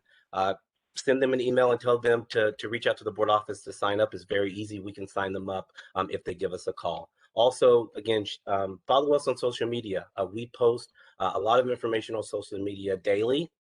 And, just in the times that we're living, a lot of information travels quickly on social media. And so please, if you can, follow us on our social medias. Tell your friends and colleagues to follow us as well. I am going to come back to the comptroller's report because it's kind of long, and I'm going to jump to a report for the district service cabinet. So in January, the district service cabinet did not meet. With the new administration coming in, there has been some turnover. And so I wanted to give the agencies enough time to kind of set their organization. But we were able to meet at the beginning of February. And so I just want to give a rundown of some of the information that the agencies did provide during the meeting. First, I will start with the department with FDNY, the fire department. Something that was noted in the district service cabinet meeting is that we know that a lot of households across the city are using space heaters to mitigate the cold. Space heaters are not meant to be running 24/7. So if you know individuals or if you yourself are using a space heater, just remember that in the back of your mind that that is not an appliance that's meant to be running 24/7. So just be cognizant of how long that item is running. Also, something else that was extremely important that was noted in that meeting from FDNY was, I can attest to it. I'm honest. I don't have a safety plan close to my door, an escape plan close to my door. So something that they did mention is to remember to have an escape plan, one, and two, have it close to your door in the event of emergency. If anyone needs more information in regarding escape plans and how that's set up and what you need, connect with the board office. I'll connect with FDNY so we get you the appropriate information that you need. And the last information that I have for FDNY is that they did mention to me that they're always looking to do safety presentations. So I know that when we do these monthly meetings, we have block associations come on, we have other nonprofits. If you guys are interested in doing, fire safety presentations with, your tenants, the folks on your block, whoever it may be, I can connect you with FDNY. They're willing to do it in person and virtual. So that gives some options, and I can connect you with them to get that rolling. Next, I will start with the Department of Consumer and Worker Protections. NYC Free Tax Prep is back. Very simple. If anyone that needs to schedule an appointment, they can simply schedule an appointment by calling 311. If they need more information, they can give a call to the board office or email the board office, or they can simply just visit the Department of Consumer and Worker Protections website to get that information. Also, the city recently passed a suite of legislation regulating online third-party food service delivery, the delivery apps in New York City, and providing legal workplace protections for delivery workers. It was mentioned to me during that meeting that that specific agency, Consumer Worker Protections, has started to enforce those protections. And so if you want to know specifically what those protections are, you can email the board office. I don't have the link or the information, all of it in front of me right now, but I did visit the website, so I can get to it rather quick. So if you're interested in that information, please reach out to the board office and we can send that to you. Next, I will move to the Department of Buildings. I don't have a lot of information. I can't go into depth about the program. I don't work for the Department of Buildings, but the Department of Buildings does have a new homeowner relief program for eligible owners of 1 and 2 family homes. If that is something of interest to yourself or anyone that you know, please give a call to the board office. I have the flyer, I have the information, and I can get that information to them so they can determine if they're eligible. Also, the Department of Buildings will be hosting live Q&A sessions where any member of the public with a DOB related question can ask and receive an answer or at least some guidance. The next live session for Brooklyn will be held Tuesday, March 1st, 2 p.m. to 3:30 p.m. I know that's during the day. So if that's something that's of interest, I have no problem reaching out to the Department of Buildings to see, if we can kind of wiggle sometimes, maybe we do a partnership with them to get a later Q&A session. But if that's something of interest to anyone, please reach out to the board office and I can get you all of the information pertaining to the Q&A sessions and the homeowner relief program. Next, I will move on to the Department of Health. The representative was there from the Department of Health. Anyone who is interested in looking up the COVID data, it's actually very simple. It's available 24/7. The easiest way for me to find it was to Google COVID data NYC Health, and the first site that populated was all of the COVID information citywide. So if you're looking for that information is readily available. You can find the information on the Department of Health's website. If you're unable to find it, please give a call to the board office or email the board office and I can assist you further. I'm going to read this next part verbatim just because it was sent via email and it's just much easier, but this is an update on the Empire reconstruction. The reconstruction of Empire Boulevard is currently performing sewer replacement activities at the intersection of Empire Boulevard and Franklin Avenue, and on Empire Boulevard and Franklin Avenue to Washington Avenue. Following completion of the sewer replacement at this intersection, crews will move to Franklin Avenue between Empire Boulevard and Sullivan Place to perform further sewer replacement on this block, followed by water main replacement. Operations on this block will require a road closure during their work hours of 8 a.m. to 4:30 p.m., beginning tentatively the final week of February. So I will just pause right there and say that in our weekly e-blast, the community advisory for this specific location went out. And so if you need, I think it was the 22nd today to the 25th, if I recall seeing that on the advisory, if you would like to have that copy of that advisory, email the board office, call the board office, and I can send that to you. But that advisory was in our weekly e-blast. Also, regarding the Empire reconstruction, roadway, curb, and sidewalk restoration activities will follow these utility upgrades in March. So once the weather has warmed up, roadway, curb, and sidewalk restoration activities on the east side of Empire Boulevard, so that would be the Utica Avenue area, will resume at that time. Work on the east end was put to hold for the winter due to the temperatures that we experience. So if anyone needs that specific, those paragraphs that I just read, email the board office. I can copy and paste and send those right to you. I will also attach the community advisory that we received, the weekly bulletin that we received. So you have that information. Next, Con Edison. A note that was mentioned in the meeting was that over the winter session, the winter season, excuse me, salt and snow will be pushed into the catch basins as they plow and clean. And this will most likely cause damage to the wiring beneath. So if you do experience an outage, I would call Con Edison at 1-800-752-6633 to report that outage, but also call the board office. Please call the board office. I've never submitted a 311 complaint for an outage, so I'm not particularly sure if you can. But if you do submit a complaint and you receive any type of service request number or reference number, call the board office.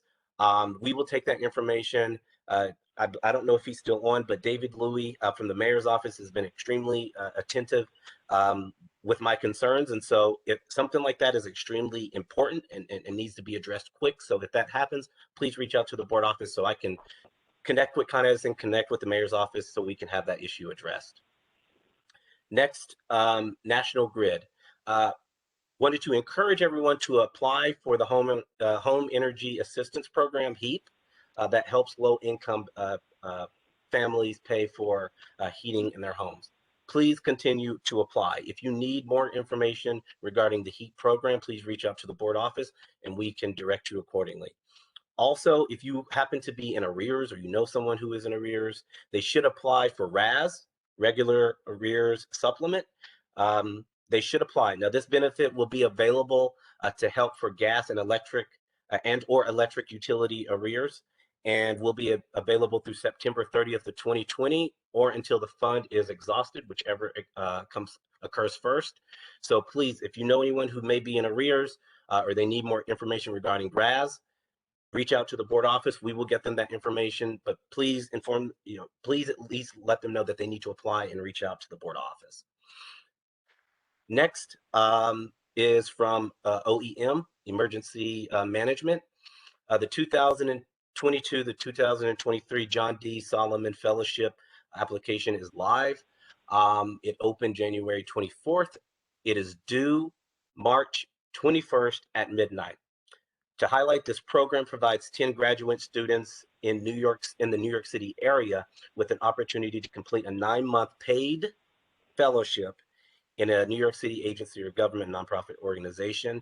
And then for the application, you can email the board office. I have the information, or you can Google the John D. Fellowship and obtain the information that way. But you can email the board office and we can get you the information you need for that fellowship. Next, also OMB, excuse me, not OMB, but OEM related, winter preparedness. I'm just going to read all of this verbatim. It just makes it much easier. As we continue to see a decrease in temperatures and unpredictable weather through the season, OEM wants to make sure that all New Yorkers are ready for winter weather. They encourage to winterize your emergency supplies by keeping a go bag and emergency supply kit equipped with extra blankets, warm clothing, extra outer gear, and car winter equipment. Also, it is important to prepare for the winter-related dangers. There are also several steps that you can take to stay safe before, during, and after winter storms. And then you can visit their website for that information. If you need that information, please contact the board office. I have it right here. Also with OEM, Share Your Space. OEM runs a program called Share Your Space that allows people to offer their properties on a voluntary basis for emergency management activities, such as a service center, a CERT training, a commodity distribution point, or any functions identified by the department. And yes, so if you are interested in that, you can reach out again to the board office. You can reach out directly to OEM. I'm sure if you just Google Share Your Space OEM, you will probably find this information. But if you can't, please reach out to the board office and we can send it to you directly if you are interested. Next with OEM, request a Ready New York event. So it says take the next step to preparedness and to request a virtual emergency preparedness presentation. Through this program, individuals will learn the hazards that they may face in New York City and prepare for all types of emergencies by writing an emergency plan, choosing a meeting place, gathering supplies for your home, and preparing a go bag in the case that you, in the event that you need to leave in a hurry. And we can also, if we want to do something like that, I can definitely reach out to them to set that up. And then just general information from OEM was to sign up for Notify NYC to receive the New York City's official information about emergency alerts and important city services. You can visit their website or call 311. You can also follow them on their social media platforms as well. Individuals can receive notifications in 13 different languages, as well as American Sign Language.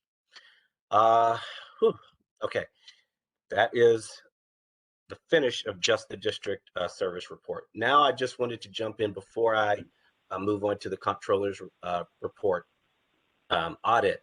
I know that I believe it was, I can't remember if it was the January meeting or the December meeting, but the issue, we did receive emails, and I believe it was brought up in the open forum regarding 54 Crown Street. This is a location near 960 Franklin. I believe that individuals had emailed over their concerns about contaminated materials at that specific site. I have very little information, but I'm still in the process of gaining information. I've reached out to the mayor's office of environmental remediation, and I will just read what they have responded to me. 54 Crown Street is a site for the New York City's Mayor's Office of Environmental Remediation. OER had reviewed and approved a remedial action plan back in 2019, but to their understanding, the remediation and the construction never commenced. So I will be following up with OER to see exactly why it didn't commence and what steps are needed to make this happen in the future. So once I have that information, I'll be able to give more clarity on 54 Crown Street, but I wanted to at least provide an update on what I had from the Mayor's Office of Environmental Remediation. Now I will go into the comptroller's report. So the comptroller— Dante, yes. Actually, if I could ask very quickly, just two items, housekeeping. If you could promote, I think I see Yakov Pearson, he is in the attendees, along with 347992, I believe that's Ms. Williams. If we can promote them so that way they're on the panel, so that way, you know, they're with the rest of the board. And also, if it's possible, if I can make the request, can you take a couple of questions right now, because it's a lengthy report. So if there are any questions for you, can you take those now? And then you'll be able to take questions separately for the controller's audit? Sure, yes, please. Okay. All right, at this time, are there any questions for the district manager based on his report so far? Please raise your hand and we can recognize you. I'm not sure if Carmen's hand is a new question or if it was raised from before.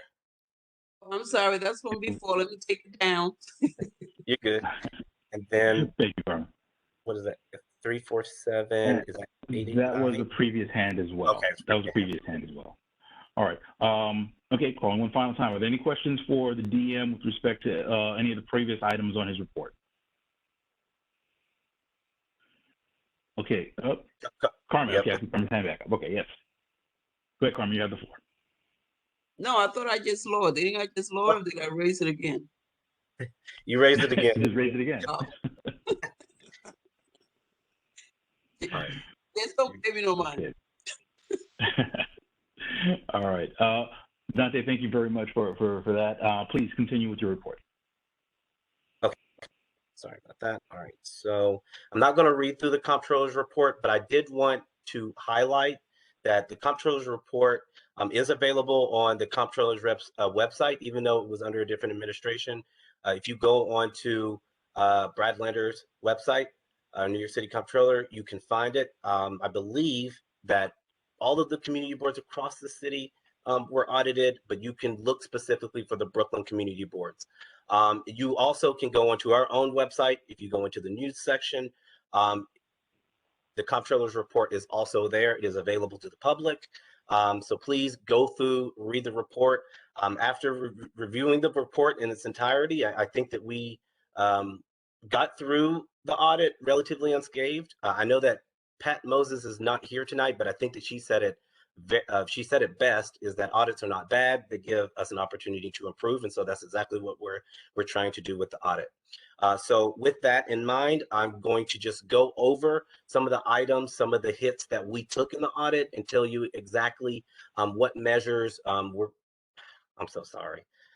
Give me 1 second. My light keeps going out.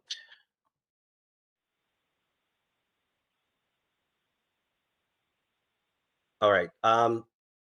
Yeah, some of the hits that we took and some of the actions that we're going to take as an office to address them. So board members, you should have received already the findings and solutions for the comptroller's audit. If you did not receive that and you want this specific document, please reach out and we will send that to you. Also on this document, it has the recommendations for all boards in Brooklyn. So it's not just CB9, but it's also all boards. So moving into the findings. So one of the non-compliance issues that we found in the report, well, at least in the draft, was that CB9 did not consistently hold monthly general board meetings from September 2019 to November 2020 per table 4 in the report. CB9 did not hold a meeting in May of 2020. We provided the comptroller's office with a recording of that May meeting, and it is noted in the comptroller's report that we did provide that. So that should clear that non-compliance issue. The board failed to complete at least one public hearing each month from September 2019 to November 2020 per table 5 in the report. CB9 only held one meeting, which I believe was the budget meeting that year, budget and district needs meeting hearing that year. In regards to this specific non-compliance issue, the board and most boards, I just want to make it very clear that nearly every board in Brooklyn was hit with this as a non-compliance issue. We will start, this new administration just came into Borough Hall, but we're going to start those conversations with Borough Hall and the mayor's office so that we can meet this compliance. We are still trying to gain clarity specifically about hearings and meetings. And so we're in the process of clearing that up. But once we finish those discussions, I think it will be pretty simple for us to meet that and be compliant. Another non-compliance issue was that the board did not adequately post public notice for general board meetings as required in one or physical more locations. Prior to the audit, CB9 was, and we will continue to post our meetings on the Link NYC kiosk. As of December 21, there was 16 link kiosks in our district. So we feel like this is a great way to get information across the district. You know, they're usually in commercial, high foot traffic areas next to bus stops. And so this was just a very simple way to disseminate this information out in one or more physical location. But we will continue to do that. And then we also, you know, we have a lot of foot traffic that comes by the office window. So we also have it, we have the dates for our meetings in the office window for public view. Also, another non-compliance issue was that we did not notify news outlets. What we have done is that we've created accounts for Patch and the Brooklyn Paper. We just uploaded all of I think we uploaded all of our monthly meetings to Patch. I think we're still working on the Brooklyn Paper, but we're trying to take that next step to make sure that these entities know that our meetings are happening on a monthly basis. And so we've created these accounts. We're going to email these news outlets, not saying that they'll email back, but we want to at least do our due diligence in notifying them. Another non-compliance issue, and some of them are a little redundant, about not posting in public locations or more than one public location or physical location. As I mentioned before, you know, prior to the audit, we were posting posting the general board meetings on NYC Link kiosk, and we will continue to do that.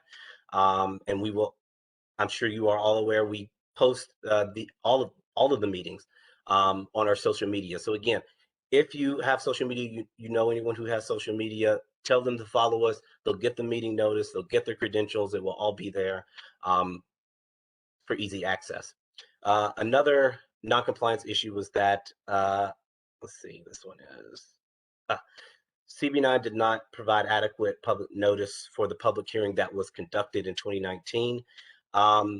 I believe that it was Carmen Martinez who emailed the board office and made a good note that is not mentioned in here, is that for a public hearing, you have to submit the hearing information and note to the Department of City Planning to put in the city record, which we did, and I confirmed.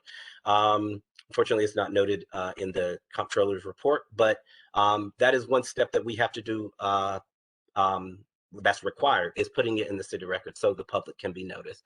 And of course, moving forward, when we have those types of hearings, we will continue that process moving forward.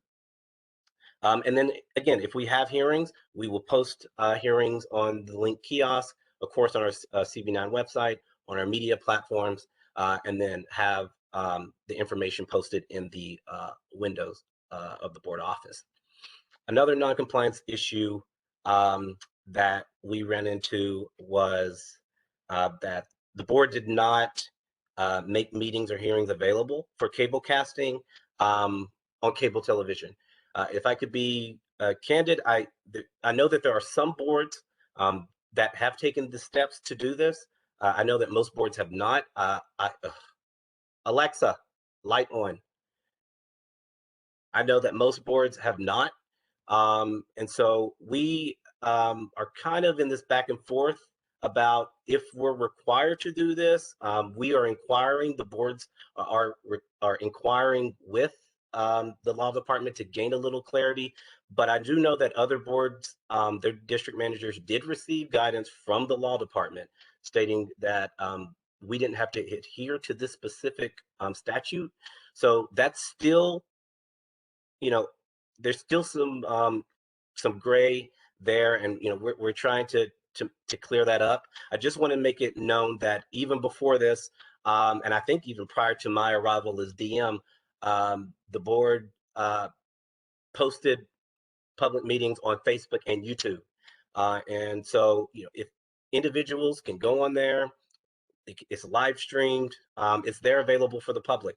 And if I recall correctly, you don't need a Facebook account and you don't need a YouTube account to view this, to view it while it's live. And so it's there for the public, and we will continue to do that. Another non-compliance issue was that the board maintained a website which did not include a translation feature. It was noted, I believe, in the report that CB9 did add a translation feature to our now current website. And so Moving forward, as I've mentioned multiple times, we are going to get a new website, and that translation feature will be on there before a new website is rolled out by the Department of Information Technology and Telecommunication. They do an audit of the site, and so we're going to make sure that all of these things that, at least for website related, that we're in compliance with. And then the last non-compliance issue that I found was that, the board reported to have only 3 website accessibility and contrast errors, and then 3 website accessibility and contrast errors, and then 1 contrast error on our current website. So that's another website error that will, without a doubt, be addressed when we launch our new website. I just want to make it, maybe give a little context is in terms of building out a website, especially one that's city.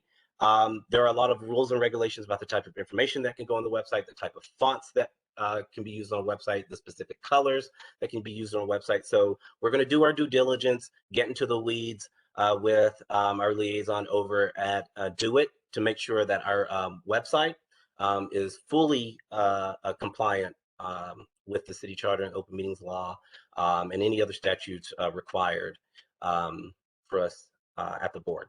So with that, I do apologize. I know that was a handful. That is the end of my report in its entirety. Okay, thank you very much, Dante, for that report. At this time, are there any questions for the district manager with respect to the controller's report? We will take a couple of questions.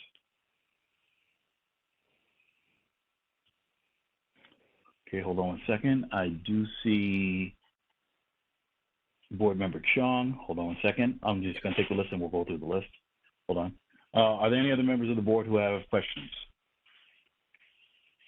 I see a hand up for 347. I'm not sure if it's. I think that's the the hand remaining, still up. right? Say again? I think that hand's been up for a while. I do believe so, but I'm going to put it down. We'll call. But I'll tell you, let's go. I think I see those 2 hands for right now. Suki, go ahead. You have the floor. Yeah, I just wanted to, with regard to of hearings, in particular for ULURP issues, if there is a hearing or that goes out over the summer, is it possible for you to send that out to your community lists, even if and to board members, even not meeting, so that we're aware of it and we're aware of the time frame for responding? Thank you for your question. I will answer on the administrative side. Yes, if a hearing pops up in the middle of the summer during the board's hiatus, we will, without a doubt, send it directly to every board member. We will put it in our constant contact. We will blast it on the NYC Link kiosk and, of course, our social medias. But yes, we will definitely make you aware if a hearing pops up. Or even if it's not a hearing, if it's an application for the community board to weigh in, you know what I mean? I understand. Yes. Anything that comes across my desk that is ULURP related, it will go to the ULURP chair. Again, it will be the summer hiatus, so I would presume that I would forward that on up the leadership, whoever at that time is serving as chair, and then of course the executive board. But yes, without a doubt, we'll be notified. Okay, thanks a lot. Thank you for your question. All right, I do see the hand 347715. Is that still just a hand remaining up?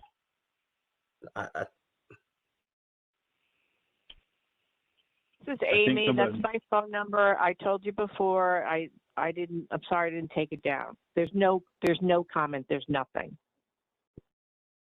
Okay. Are you able to lower the hand? I just wanted to confirm. That was all. Okay, duly noted. Thank you very much. Thank you very much for that.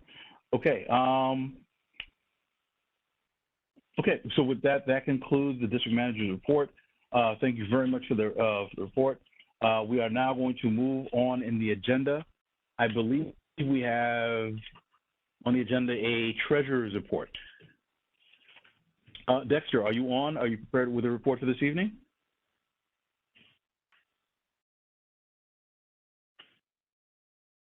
To be honest, I did have the report for the executive meeting, but I can, if you give me a few minutes, I can pull it on my computer and I can come back to it.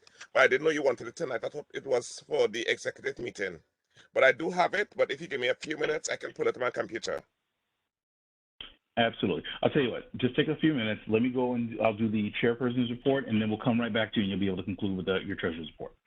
Just pull it up and then you'll be able to jump right into that. Absolutely. Okay, so we're going to move on. We're just going to switch items in the agenda very quickly. I'm going to try to keep this report relatively brief. I think our district manager did a phenomenal job in terms of covering a lot of the issues and items that are going on with the district. But I did want to touch on a few points. First of all, I did want to put a reminder with respect to membership. As a reminder to the board members, I thank you for your continued participation and attendance. We need you to continue to do that. It's the attendance, the regular attendance and participation at both the board and committee meetings. That's what drives the board. So we just need to make sure that everyone's respectful of the time commitments. You're going to the meetings, you're participating, because that's how the board gets its work done. Additionally, notices have already gone out to all the board members whose terms are expiring this year. Additionally, it has been posted on the Borough President's website that those members of the community who are interested in applying to be members of CB9 have the opportunity to do so. The applications are available on the Borough President's website. If you go there, you can obtain a copy of the application there. I would advise right now, if you are going to do it electronically, there's not a save function on the electronic application. Be prepared to sit there and do all the information. So it may behoove you to go on the website, identify those pieces of information where if they ask for a little bit longer data.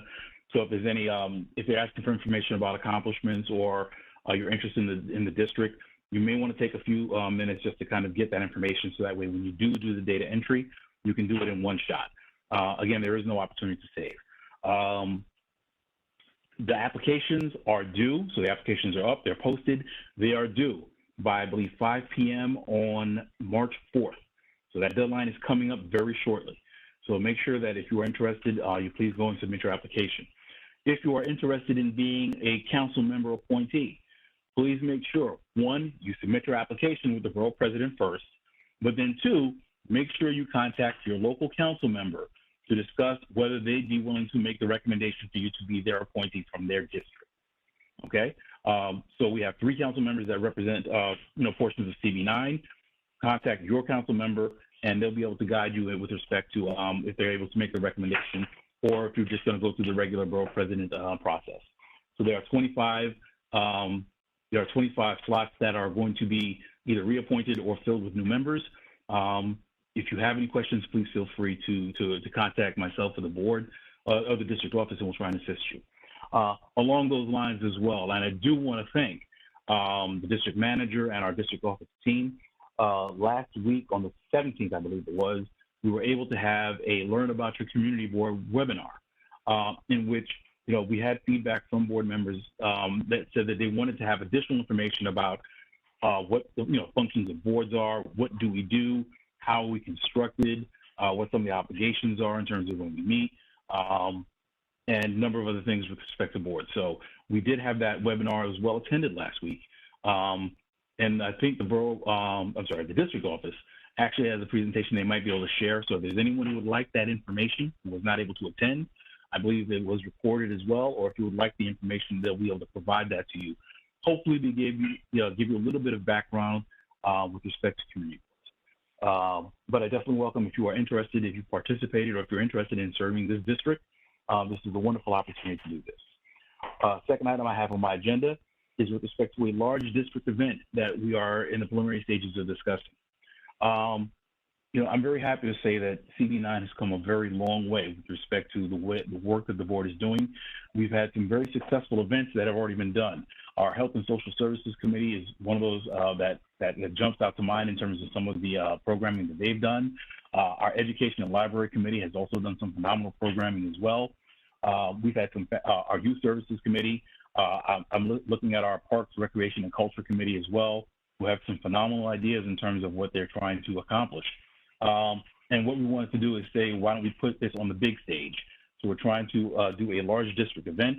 We are looking tentatively at doing this in the May, early June timeframe. So we are planning for this. These topics will be coming up in the respective committee meetings in terms of the committees will be discussing what they would like to see, if there are particular programmatic facets they would like to make sure are represented at this event. But I'm excited. I think this is going to be something that's phenomenal.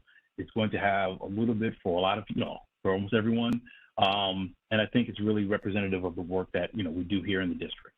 So there'll be additional details that are coming through the committees. And if you have any suggestions or ideas, please make sure you look at our board calendar and make those recommendations through the committee process. Also, this is something that I had not actually discussed at the exec, and it was not on my agenda, but I did want to give a heads up with respect to the budget process. So the city is always in a budget process. Either we're coming out of one or we are beginning the process for the next year's budget. So we are already in the process of fiscal year 23. So I believe preliminary budgets have already come out, and there's an opportunity for us as a board to start weighing in terms of providing a statement in terms of what we think the budget should include. So there is a statement that is requested from the board in the March timeframe. We are going to be looking at having a community hearing. We'll be able to provide the information, and members of the community and the board will be able to weigh in terms of what needs to be prioritized. So again, this is something relatively recently that we received the information. We'll be working with the district office team. Will be working to distribute the materials and organize a hearing where the public will be able to weigh in with respect to what we would like to see happen in our district. Next item I have, last item I have right now is with respect to Zoom and COVID protocols. I'm sure we have all noticed by now that we are not on our regular Zoom. So at the last meeting, we had voted to go ahead and approve the extension of the Zoom platform for the next year. Immediately, not too long after we made that decision, I think the landscape changed. We had adjacent states. We had a number of states that had actually lifted their mask mandates, and they began rolling back some of the COVID, the pandemic regulations and requirements. The governor had actually lifted the requirement with respect to masks in public places. So that began the conversation where we wanted to kind of, be good stewards of the board's funding, as opposed to going ahead and purchasing a year's worth of services that we may not be able to fully realize. We wanted to be more prudent. So the district manager, along with the team, have been working with various entities in terms of finding better procurement solutions, where we'll be able to procure the Zoom and be able to use it, or at least use the portions that we need while we are still under the state of emergency, and be able to scale back our expenditures depending on what happens with respect to that. So I do want to thank Dante and team in terms of being able to do that. But it also brings up the larger question of what do we look like post-COVID requirements? I think that while definitely it is heartening to see the numbers are going down, it is in terms of infection rates and hospitalizations, it's great to see the vaccination rates going up. But I think one of the things that would be a mistake is to say we just go back to the way we did business before, and not take a good examination in terms of what works, what worked well, and what things should perhaps be integrated into the way community boards work in the future. I think that's one of the things that when I ran for chair, I campaigned on that. Our district manager came in very much in terms of looking at how we operate, how do we operate better. So I think that it's really a timely conversation that we'll be looking to have in terms of what things should we be trying to do as we move forward post-pandemic. So I leave that just as an item. The district office is still currently working on the procurement for the Zoom license. When we get that, we'll be able to procure the Zoom license, and we'll be fully a Zoom shop again, along with the Zoom webinar. And we'll go back to those protocols. I think they're a little bit more familiar. I think that we're working relatively well with WebEx, but I know that there's a preference towards the Zoom product. I think that for the most part, we are committed towards that, and we're going to work to be able to restore that and be able to work until we get to the next stages. Just as a quick shout out as well, it's always good when you see a member of CB9 or a member of the district, the CB9 team do well and be recognized. And I did want to shout out one of the members of our ULURP committee, Mr. Esteban Giron, was actually listed as part of one of the, I think the city and state, the real estate power 100. I think he came in the 70s somewhere. But I mean, I think he's just an example of the amount of expertise about the talent we have in this district. So I do want to say congratulations to him. But I'm also saying I'm not surprised, because when I've had the opportunity to go to different committee meetings, when I listen to the board members of these meetings, I understand that we have a deep bench, and that speaks well for our district and our community. So we're in great shape. And I just want to thank everyone again for all your work, for everything you do. Let's continue to work together. Let's continue to have the tough conversations, and let's continue to advocate for our district and make sure that we get the services and everything that we deserve. At this time, I will entertain that concludes my report. I will entertain a couple of questions.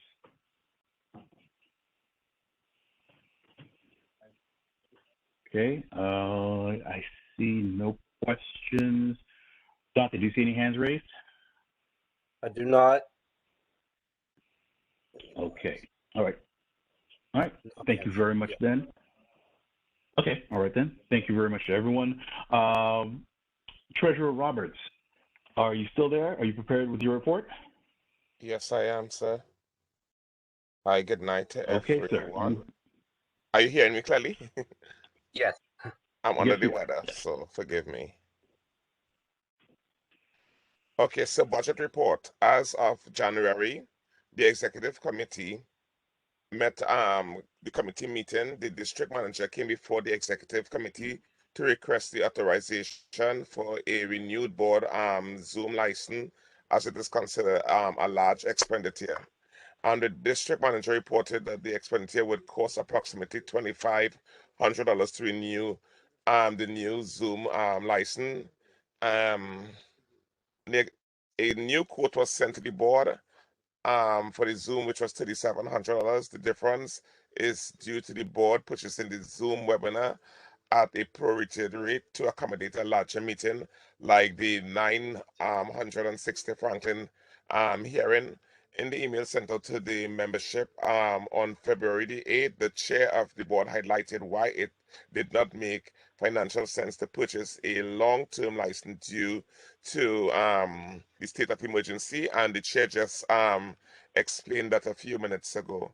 So the budget that we have as of the 2nd of the 15th, 2022, where I was supposed to present this budget, we saw under personal expenditure, the current modified budget amounted to $215,212. Year-to-date expenditure is $124,383.52. And this would most likely be monies left. There would most likely be monies left over from the personal services. The amount cannot be confirmed at this time. The difference between salaries and the current budget may amount to, we may have to do some moving of money, etc. Point number two, it was other than the personal expenditure operations. We have $47,007, $26,663 year-to-date expenditure. $3,461.32 was in curb, and $29,061.95 is total. So we will use the OTPS funds to cover board expenditures. Once the OTPS funds are exhausted, we should be able to use other expenditure within the board. We have 03, the third expense, which would be rent. and the rent was to date. Current modified budget amounted to for the year expenditure is $119,392 in rent. $5,796 was the heat, lights, and power. $9,270 was contractual expense for the DCAS. To date, we have $61,940 year-to-date expense. We have 9,270 incurred, and we have $2,303.89. We do not touch monies that is allocated to the rent. And if you have any further questions, I think Dante may be the best person to help me to verify the budget. Thank you so much.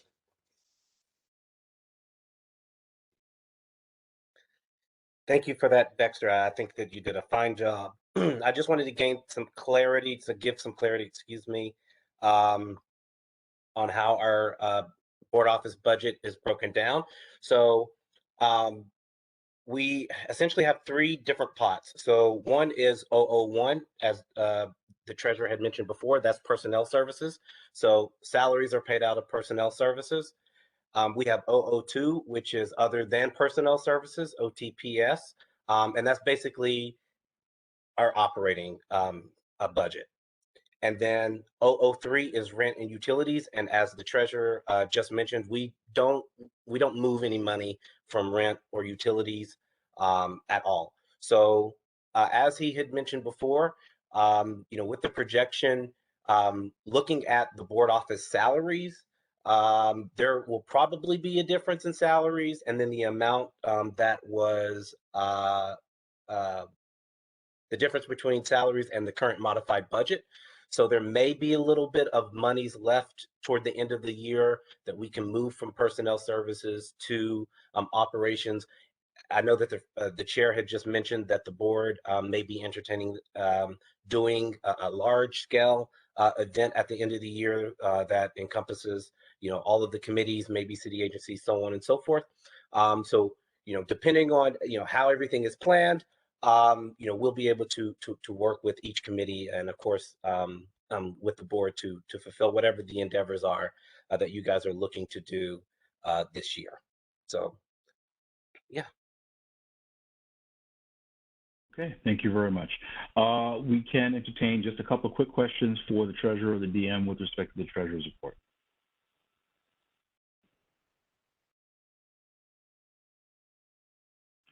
Okay, I see no hands raised. Okay, so we think, hold on, I see Christian. I see Christian Lebeau. Are there any other questions for the treasurer DM? Okay, seeing none, we will take Christian's question and close on him. Go ahead, Christian.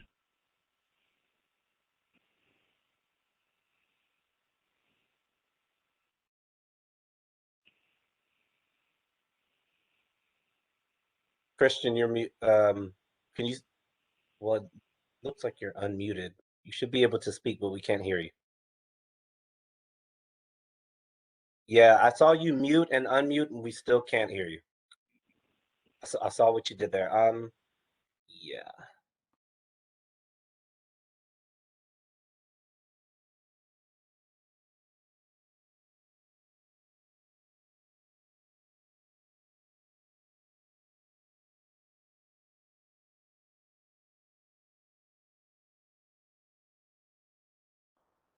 Christian, I'm not sure which type of a device you're on. I know on this laptop, I might push the mute button on the computer itself.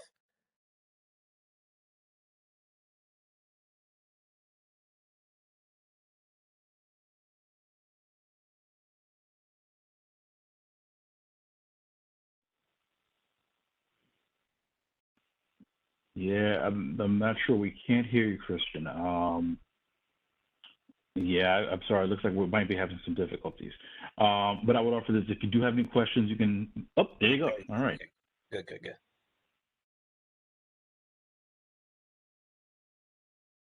Nope. Okay. Call me. All right, but if you have any questions, please feel free. Thank you so much. Okay. All right. Okay, so we are now going to item G, old business. Is there any old business for the board at this time?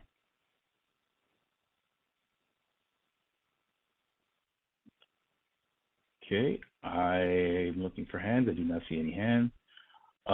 Okay, so we do not have any old business. We're going to move on in the agenda. Is there any new business for the board at this time? We'll entertain new business. If you have any new business for the board, please raise your hand.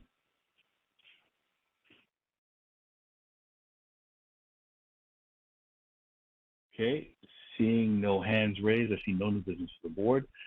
Okay, I want to thank everyone. We've reached the end of our agenda.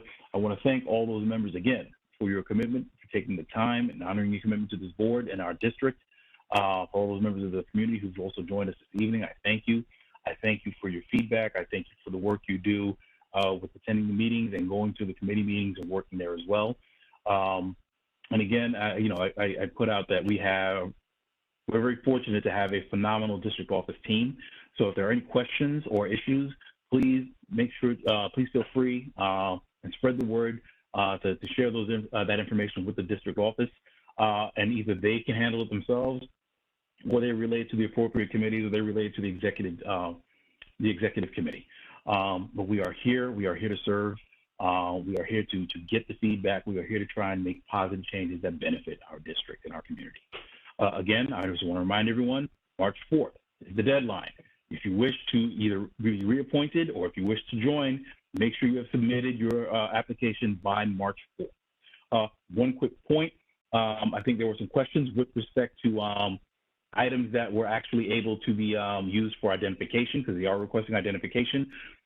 Essentially, they are looking for information that has your address on it. Utility bills, I believe driver's license was one, but they're looking for something that would come to your house that would actually identify you as being a resident in the district. So if you have any questions, please feel free to call the office, or you can call Borough Hall and they'll be able to assist you further. But otherwise, I just want to thank everyone again. Everyone stay safe. Everyone be well. Our best regards to you and your families, and take care of yourselves. At this time, I will entertain a motion to adjourn. Second the motion. Okay, I thought I heard a move by Warren Burke, and I thought I heard a second by Nicholas. I thought I heard a second by Nicholas Almanor. Okay. Any questions? Hearing none. All those in favor, please say aye. Aye. Aye. Good night. Aye. I said good night too soon. Stand Good adjourned. night. The time is now 9:26 p.m. Thank you very much. Good night. Good night, everybody. Good night, everyone. Be safe. Be well. Yes, we ordered carry out online. Oh, I found it.